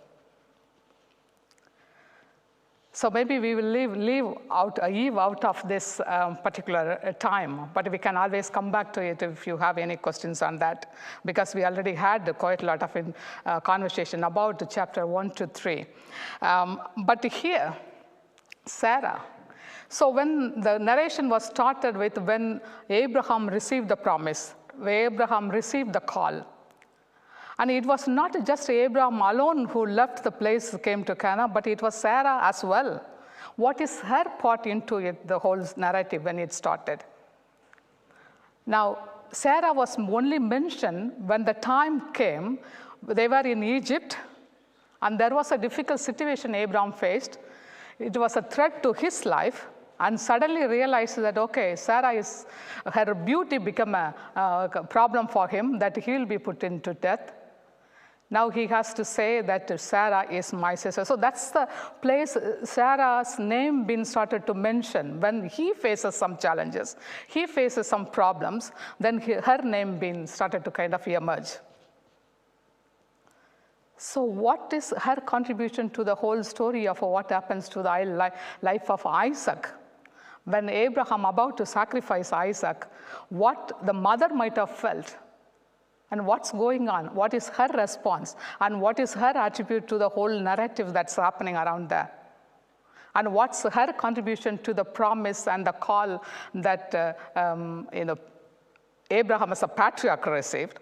But I guess Sarah also received the same kind of promise. And both of them that carry out to that promise. And both of them together, they contributed to the whole narratives. But that's a kind of, just wanted to say how you can bring the matriarchs into the whole patriarchal narratives. Because when I ask you to mention, if we remember patriarchal story, immediately we will say Abraham, Isaac, Jacob, and of course Joseph at the later end, but these three. Even we identify God with the God of Abraham, God of Isaac, God of Jacob. We never mention the matriarchs who journeyed through and who carried all the weights along with them in the whole narratives. So in the book of Genesis, there are different categories of women they are mentioned. So you might have noticed all the familiar women, that is, their names being mentioned. But there are other sets of people, women who are not even, whose name is either not mentioned or identify with their counterparts, like Lot's wife, Lot's daughter-in-law, and Potiphar's wife. So you can see that there are women whose name is not mentioned, but they are mentioned along with their counterpart, but they are played in a kind of negative picture as well. What you encounter with Lot's wife always you identify her with the disobedience or with the pillar of salt, and I'll come back to that, what the alternative view I have on Lot's wife. But there are another sets of women, they are not even mentioned with their names or silenced altogether, but we can see their presence in the story. What about Noah's wife and Noah's daughter-in-laws? Because we know the stories that Noah and his wife and 3 sons and 3 daughter-in-laws all were escaped from the flood. And they were part of the whole building of the ark. They were part of the whole narrative and part of the story. How many times we thought about Noah's wife and his daughter-in-laws? But there were so different ways in which the Bible portrays women. Either they are given name, but they are not highlighted enough for their contribution. The women, they are without name, identified with their counterparts and often given a negative picture. And there are women totally silenced from this whole historical record of the biblical story. So what can we do as a reader, so those who are reading this whole story? Because we are not getting the full picture. So one thing we can always say that the context where we live in is totally different from the context the book was written or the biblical narratives been written. But the patriarchal, when we say patriarchal society is totally different from what the patriarchal society in the time of Abraham, Isaac, and Jacob been. Because at that time, all the public related affairs been dominated by men of the society. But all the household things were dominated or controlled by women of the household. So you can see that why some of the characters here, when the history is written, what happened in the public and political sphere. So you can always see that it is always identified with men. But it doesn't mean that the women were part of it in that journey, in that history. So what can we do in order to recollect all those stories? So as I started to say that Sarah, who was there from the beginning when Abraham received the call and left his place, to travel to Canaan. And what is her contribution? So in order to bring this, so it's not only just recognizing the presence of women in the biblical text, but also if they are silenced, what can we bring out or speak for their silenced, or give voice to those women whose voice been silenced in the text. And some of their contributions are hidden or not brought out in the light when we try to interpret. It's not only just our interpretation, but also the biblical text portrays in a way that how the Michael, given the picture of patriarchal narratives. So within that story, so moving on to Sarah to Rebecca. And Rebecca, we often identify her with someone who helped Jacob to deceive his father and get this share. So that's the kind of negative picture you get all the time. Just you imagine, it is not only Isaac who received the promise, but it is Rebecca too. Have you read the passage in detail? She was the one who was clearly pointed out that the younger will serve the older, not Isaac. Isaac was the general promise that was passed on to what Abraham received. Then Isaac received a similar kind of promise. But whereas Rebekah specifically mentioned, the promise mentioned that the younger will serve the older. So that means she knew what is going to happen. And she was part of that whole process, more than Isaac in this story. It was Rebekah one who was trying to fulfill the promise of God there.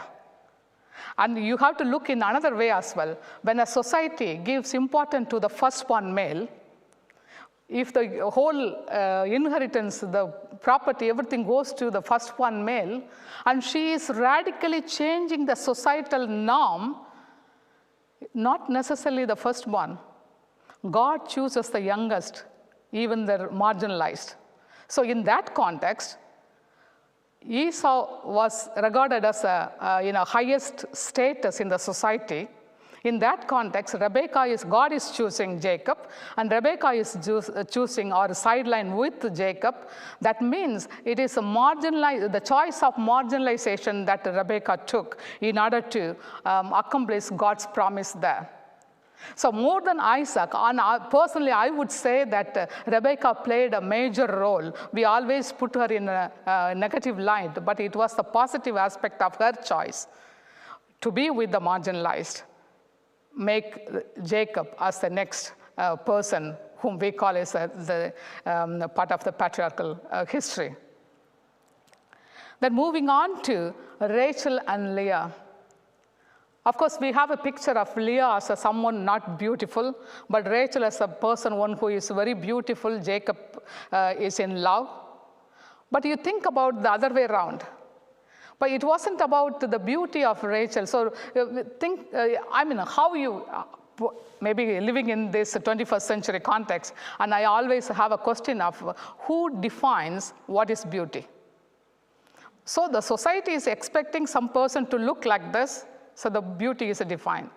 But the whole process is nothing about beauty or not beauty. So beauty is not an issue at all, but we try to focus on beauty between Leah and Rachel. But it's more about how the patriarchal system works in that context. Patriarchal system decides it's not the matter of the woman, but it's more about what the society expects. The society expects the first daughter to be married first, without their consent, and the society expects the second daughter to be married secondly. It doesn't matter the same person or the different person, but that is a society expectation. But now Laban, he decides on behalf of these girls. The girls were not advised or asked for any consent. So he gave, but the picture what we get is Leah and Rachel as a rivalry between two sisterhood. So we don't see all the harmonious sisterhood between these two. But when you see in details, but I think sometimes you need to refer some of the rabbinic literature and the extra biblical resources to understand the relationship between Leah and Rachel.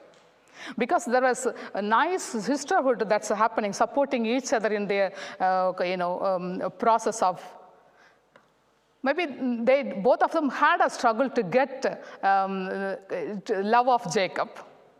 And Leah's struggle was all about the love, to get the love of Jacob, which never at the end she got it. But there is another angle to it, how these two, they were managing the societal expectation and struggling to survive in the context of where producing child is the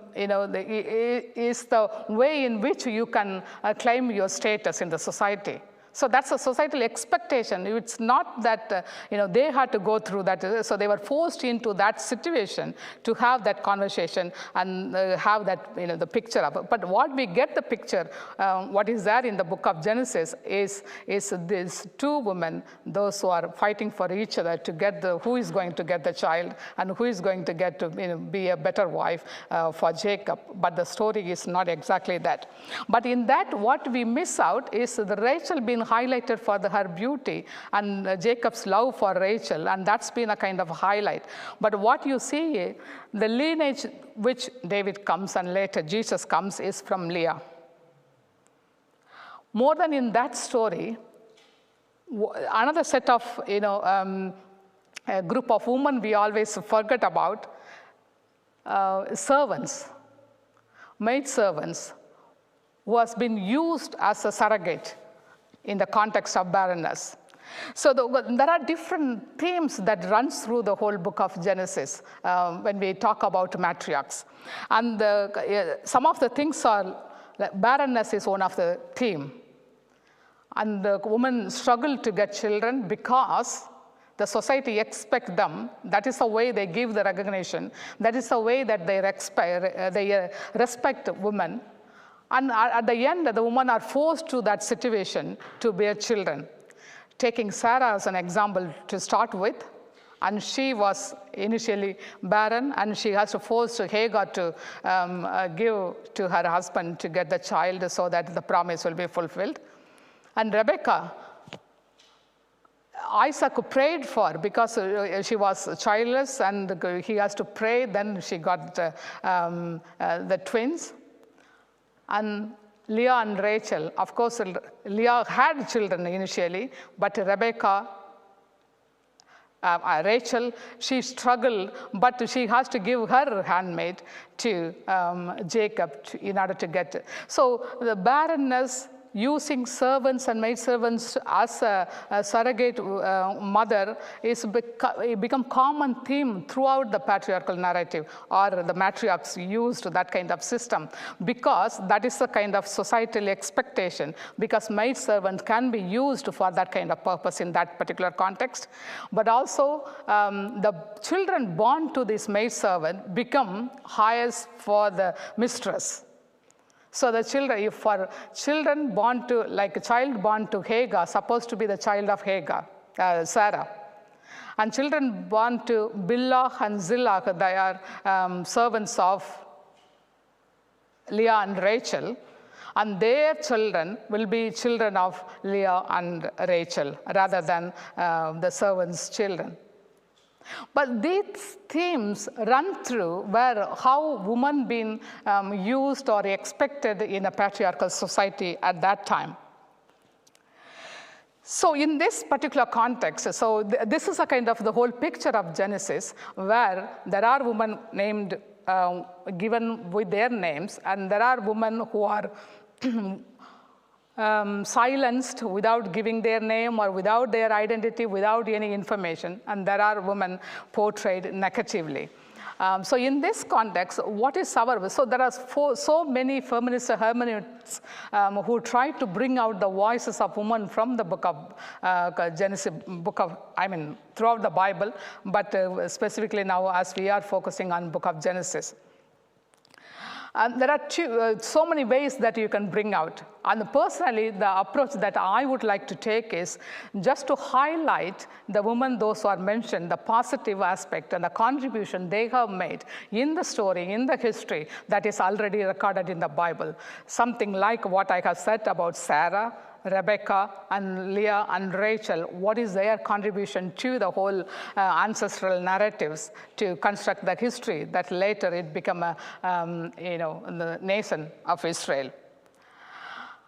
And there are missing aspects, so you have to read in between lines as well. So there might be some reason, some information which we might get. So this should have happened, but this is not recorded.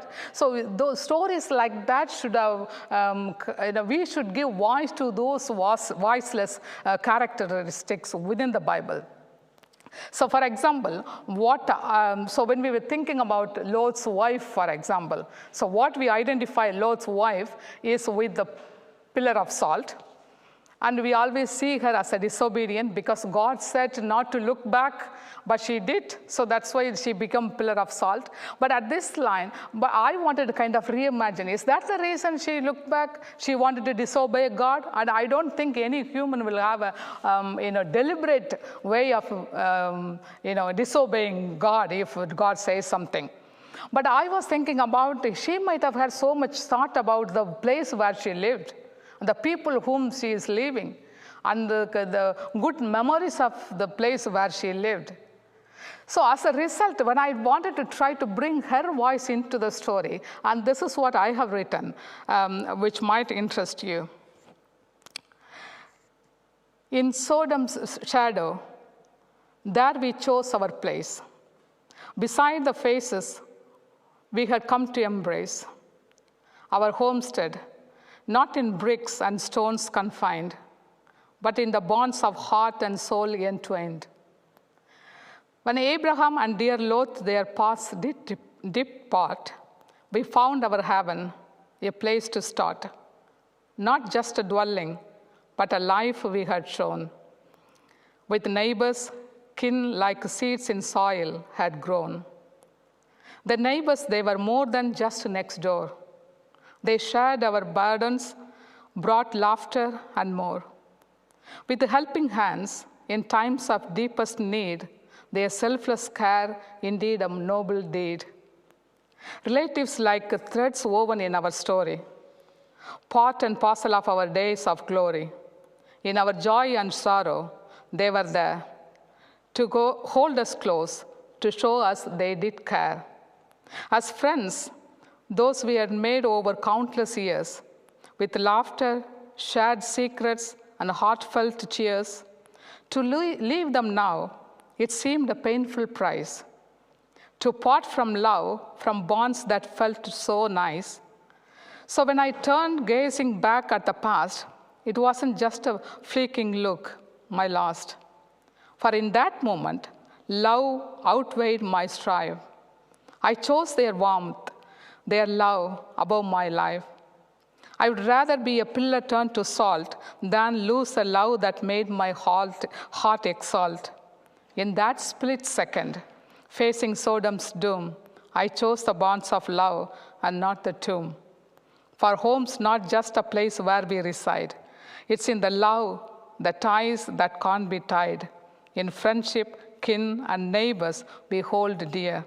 I look back, not in fear, but love sincere. But that's one of the ways in which that we can bring and we can think about what might have happened and looking from the lens of woman in each characters that mentioned in the book of Genesis. We had to be agents of the missing voices in the Bible. And we have to think about intersectionality.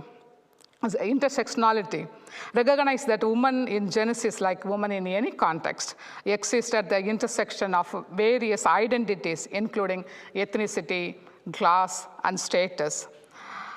So maybe to consider how these intersecting identities shape their experiences, opportunity within the narrative. So, and at the same time, we have to reinterpret and reconstruct some of the stories which has been portrayed negatively. How can we do that? Maybe we will look one particular story at this point to go into deeper, that is Sarah and Hagar. Sarah and Hagar's story been traditionally interpreted in a negative picture, but also ignored for some reason because of her racial and ethnic identity. But the feminist scholars, mainly womanist scholars, scholars from African background, they picked up Hagar's story as one of the stories that is more relevant to women from African context, their own experiences. And as a person, one who comes from Indian context, and I would identify more with Hagar than Sarah in this story, because we often try to identify ourselves based on our own experiences. We identify with the woman within the book of, within the Bible. So in that context, now you imagine, here's Sarah, and there is Hagar, two characteristics. One has so when we talk about feminist hermeneutics, in most of the time, it's not just one hermeneutics that will apply for reading any woman in the Bible. So each feminist scholars bring their own perspective into it, and each context and each background and each experience will bring a different lens to read the biblical characters. So in that sense, Sarah is always, so as a woman, both of them, they faced some kind of patriarchal marginalization and some kind of discrimination and oppression. But there are some common discrimination both of them might have faced. But there are specific aspects to both of them. That's the reason I took Sarah and Hagar here. But Sarah, she is a mistress.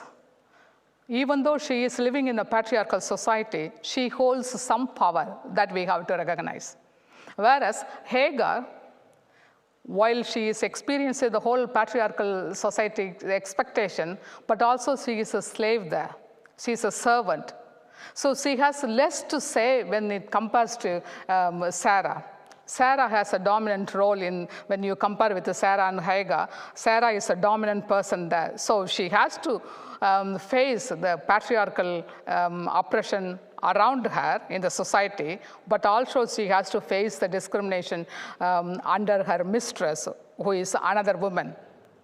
So the discrimination against the general patriarchal society and discrimination against women who is in a different status. Now what we have is, have the record here is, so Hagar is described here as a one who is used for the purpose of Sarah and Abraham to fulfill their promise.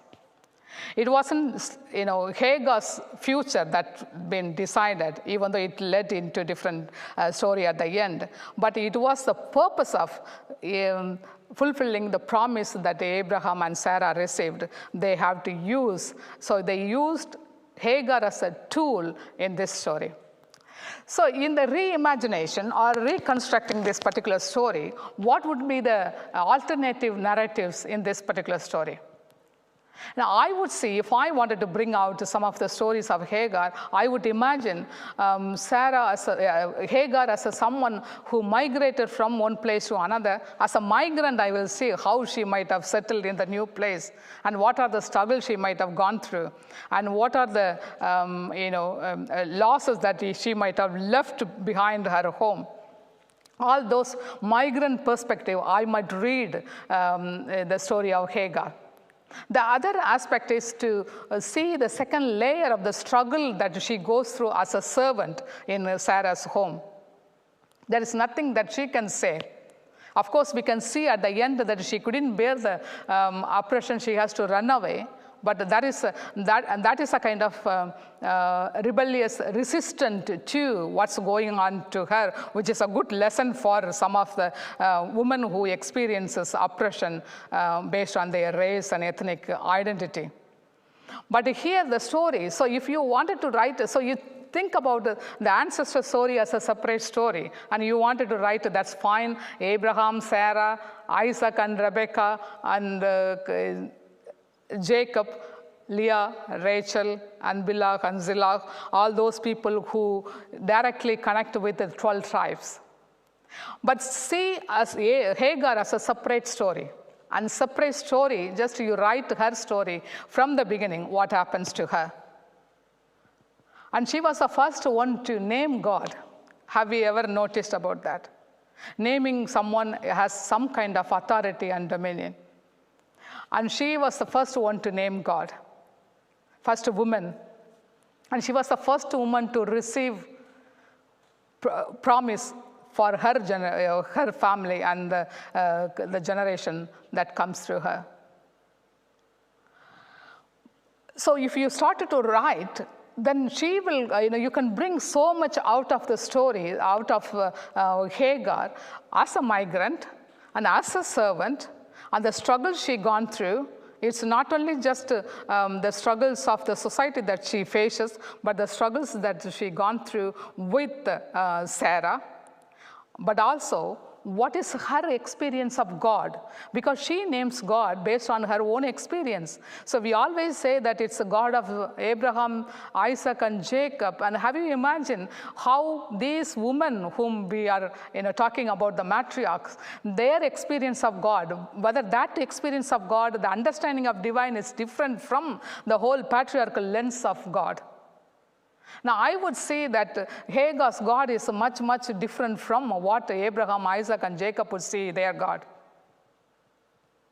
How can we theologize the whole narrative and to understand God from through the lens of Hagar? She named him El Roi, God one who sees me. So the God one who sees those who are in affliction, those who are in despair. So that kind of God that she identifies with. Whereas when you see Abraham's God, God one who calls Abraham into promised land, that's the kind of, you always see the dominant narrative in the whole ancestors' story. But there is another narrative that's going through in the sideline, that God always with the marginalized. And God always chooses the one who is marginalized, or one who is the least, and one who is in affliction, one who is in desperation.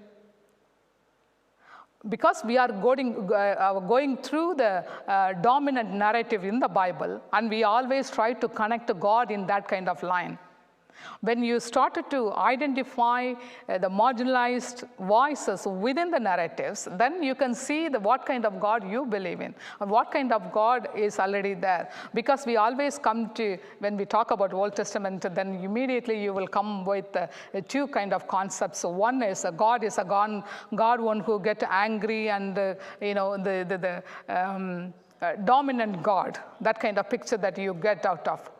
But you just look through the marginalized characters within the Bible and how they might have understood God and how God been involved in their life and in their stories. And you will get a better and totally different picture of God from their story.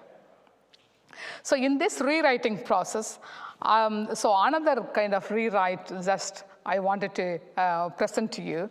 I would invite Bridget to come forward.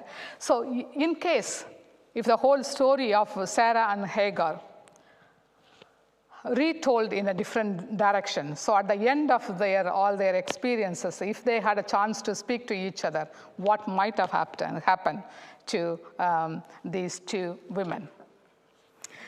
So Bridget is going to be Sarah, and I'm going to be Hagar in this narrative, rewritten narrative.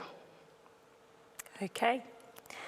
Hagar, here with me. Let us reflect upon our journeys together. Our paths have crossed in ways we could have never anticipated. I want to hear your story, your perspective, and perhaps find understanding between us. Sarah, I appreciate your willingness to listen. As a maidservant, my voice was often overshadowed by the authority and power held by those around me, including you and Abraham. There were moments, Sarah, when I felt like an outsider in your household. I carried a child, yet I wasn't truly part of the family. The inequality was tangible. I felt vulnerable when the dynamic shifted, especially after Ishmael's birth. My joy was tempered by the knowledge that I was still a servant, dispensable and easily discarded. I was blind to your vulnerability. Hagar, I only saw my own pain and frustration. The societal expectations placed upon me made me desperate. And in that desperation, I failed to consider the impact on you. I imposed my desires on you, treating you as a means to an end. The pressure I felt to give birth weighed heavily on me, and I projected that pressure onto you. I see now how wrong that was. When I offered you to Abraham, it was out of desperation, but I failed to consider the impact it would have on you as a woman, as a mother. I am sorry for the pain it caused you. Your apology means a lot to me, Sarah. It was a difficult time for both of us, each longing for a different kind of fulfillment. I understand your yearning for a child, as I too experience the joy and pain of motherhood. It was a difficult position for me. I was a servant without the freedom to refuse. When you suggested I bear a child for Abraham, it wasn't a choice I could make freely. I felt obligated, trapped in a role that left me vulnerable and voiceless. The jealousy I felt when you became pregnant with Ishmael consumed me. I became blind to the ways in which you suffered, isolated and misunderstood. I wish I could change the past, Hagar. I see now that we were both victims of a patriarchal society that pitted us against each other. The patriarchal expectations were suffocating, and I too felt like a tool to produce a child. I understand, Sarah. We were both confined by societal expectations, trapped within prescribed roles that left little room for our individual dreams and aspirations. Our worth was measured by our ability to bear children, reducing us to vessels for the fulfillment of a promise. The weight of societal expectation is crushing. We were both trapped, Hagar, by a system that devalued us as women. My heart aches for the pain I caused you. I wish we had been allies, supporting each other against the oppressive structures that sought to define and confine us. Our stories are intertwined, Hagar, marked by struggle and sacrifice. It is a time we recognize our shared strength and resilience. Let us reclaim our narratives, challenge the patriarchal norms that have shaped them, and find healing within ourselves and our relationships. I agree, Sarah. Our voices deserve to be heard, our experiences acknowledged. We have much to offer the world beyond the confines of the role assigned to us. Perhaps, Sarah, in recognizing our shared struggles, we can move forward. We can challenge the patriarchal norms that bound us and build a bond rooted in the understanding and solidarity. Our voices, our stories deserve to be heard, not as the tools of a narrative, but as strong women navigating a challenging world. Let us stand together, supporting and empowering each other as we strive for a more equitable future. Thank you. So in this reimagined conversation, Sarah and Hagar find common ground and empathy for each other's experiences. They acknowledge the impact of patriarchal structures in their lives and to seek healing and understanding. Through their dialogue, their voices intertwine, challenging the traditional narrative and inviting a more nuanced understanding of their shared story. But this is one of the ways in which that we can re-narrate the stories which most often either ignored or not given enough information for us to understand. The reason we need to do all these things is still the biblical reading has much to offer for us. Still, it is our faith document. And we use and misuse for the sake of either to support our action in the world where we live in. We use the Bible to still subdue or put women as a subordinate position. We misuse the biblical text. But bringing out all these characteristics and the strong emphasis on equality, bringing out the female characters in the Bible will help us even to apply for our day-to-day context in this 21st century. So thank you for listening.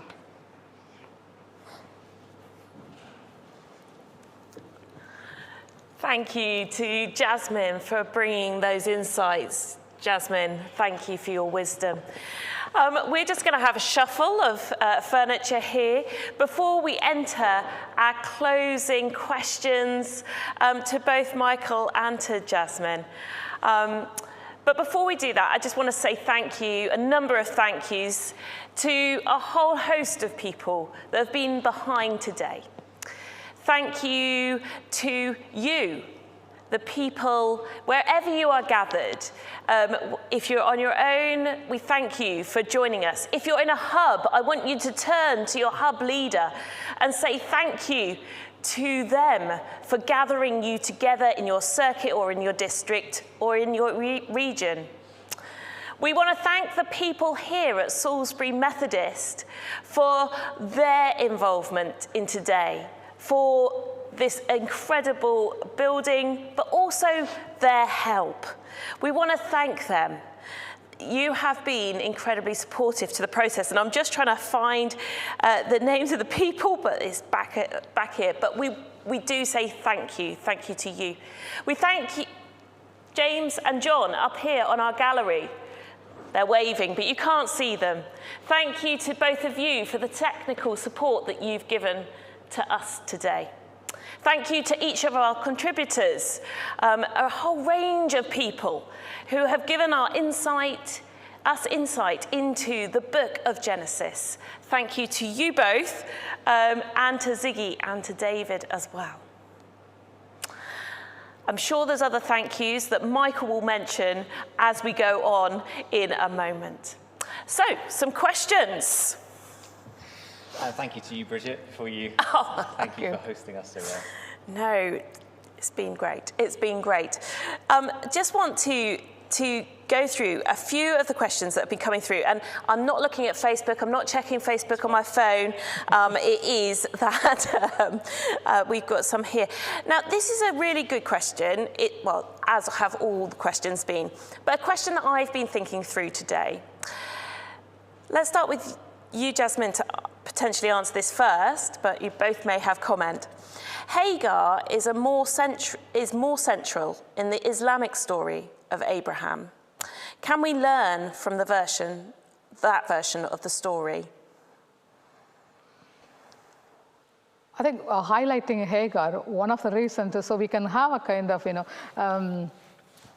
Abraham being ancestor of few religions, really. So that's a good point to have some interfaith dialogue to make a more positive relationship between some of the religions that we don't usually have at the moment. That's a good starting point, really, highlighting Hagar, because we are talking about the same God here when we talk about ancestors, and we never separated there, because God, one who gave promise to Abraham, God gave promise to Hagar. That's kind of, mindset that we have, and that's the interpretation at least some of us bring into. So that's a good point to go back. So how creation narratives could bring the whole humanity under one umbrella, and this could be another story. Some of the religions can come together in a peaceful conversation when we highlight the best relationship between these characteristics in the Bible. Yeah, it's a fascinating subject, isn't it? Michael, I come to you, but actually this story does join together our major world religions. Yeah. So as Jasmine's, I don't know how much I need to add. I think it's this interesting thing around, this is a shared point, but I think then the directions that the Quran take things and the directions that the rest of the Bible take things, that there are contrasts that can be drawn. So I think it is a really good starting point for interfaith dialogue, but I also think it's worth recognizing that that doesn't therefore equal and therefore everything is all the same, because I think the direction that the Quran develops and the direction the Bible develops, they do diverge, and there are similarities and there are differences. And actually what we don't want to do is then just, based on one story, then just go, it's all the same, or it's all different. Actually, what we want to do is have a rich, nuanced, appreciative dialogue between all of these different faith groups and their stories. But yeah, I'd say this is, as Jasmine said, is an excellent kind of entry into that conversation. Yeah, a meeting place with it. Okay, this is a good question. Jacob is given the new name, but afterwards, the name Jacob is often used. To me, this reflects that our faith is not always solid, but that that we have mixed motives. Is that something? Yeah, so Jacob is given the title Israel.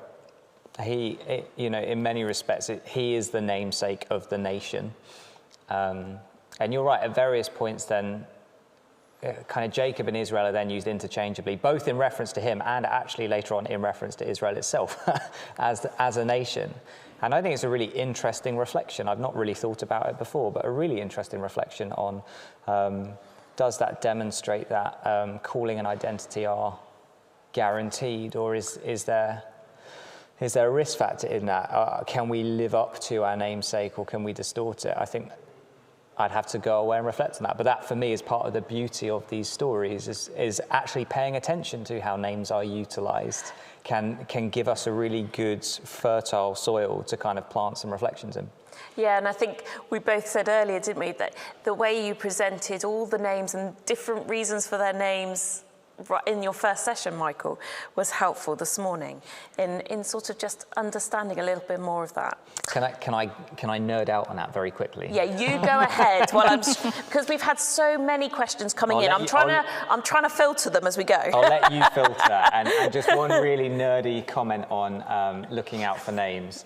If you're reading the story of Genesis 3, keep an eye out for what God is called, because the narrator refers to God as Yahweh, the covenant God, the God who is slow to anger and abounding in love. It's the God that I think the rest of the Hebrew Bible is trying to introduce us to.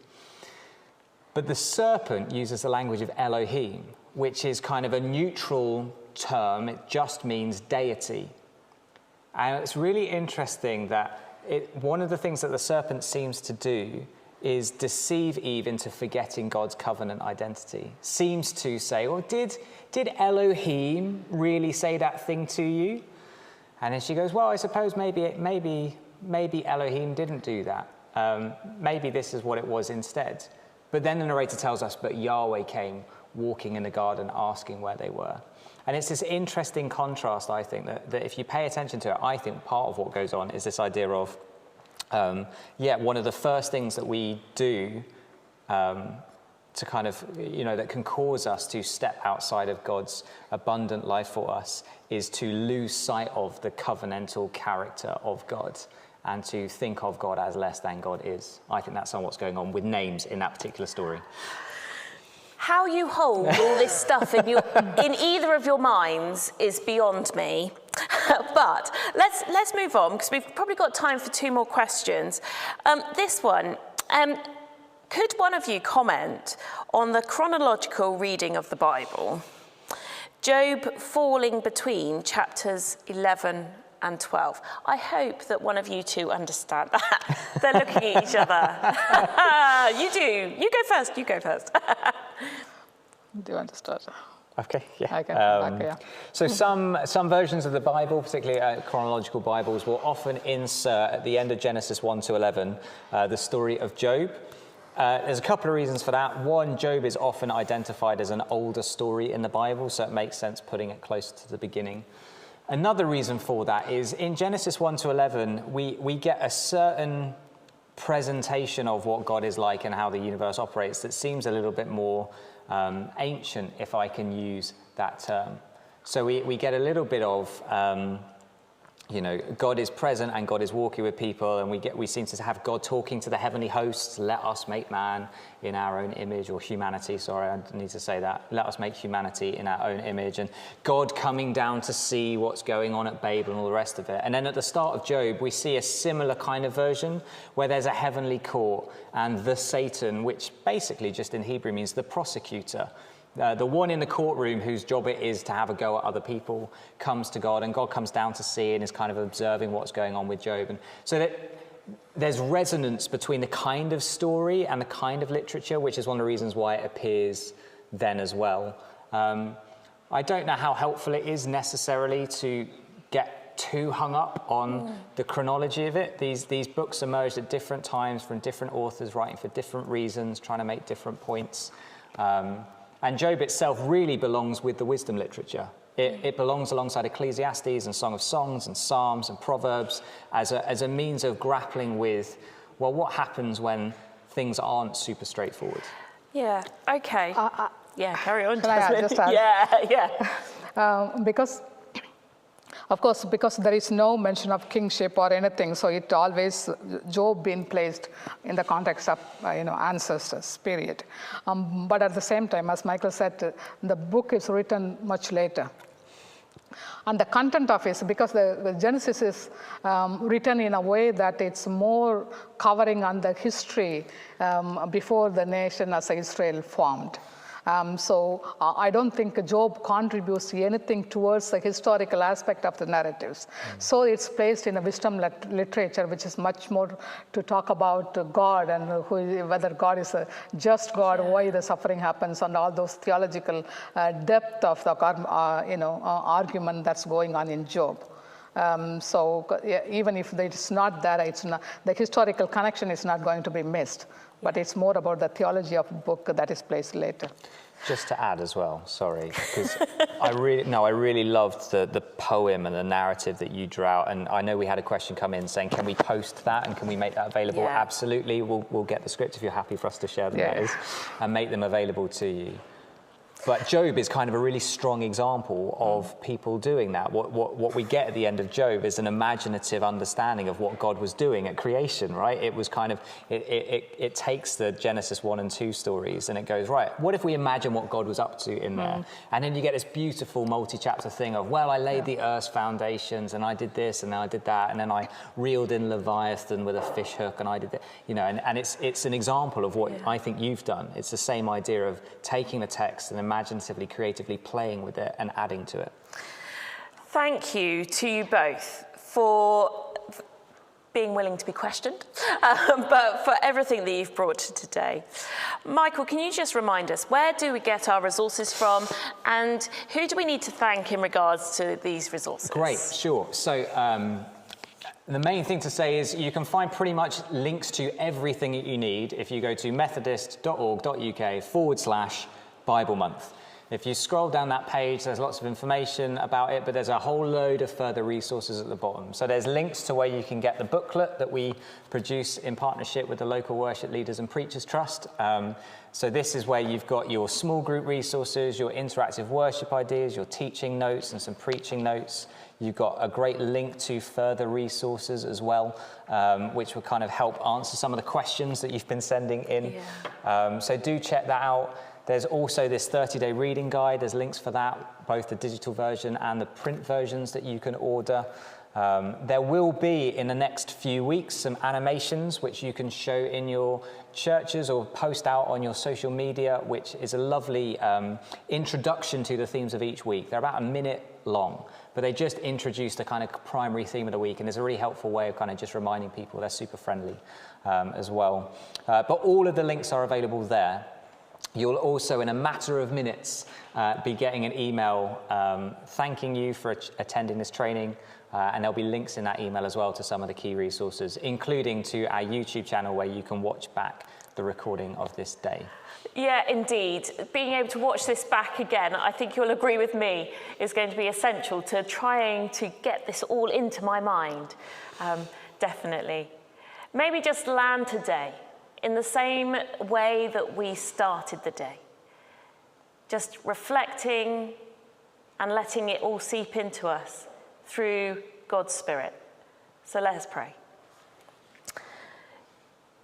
God of everyone and everything, we thank you that you've brought us here today to listen to something so familiar, so old, but so fresh and alive too.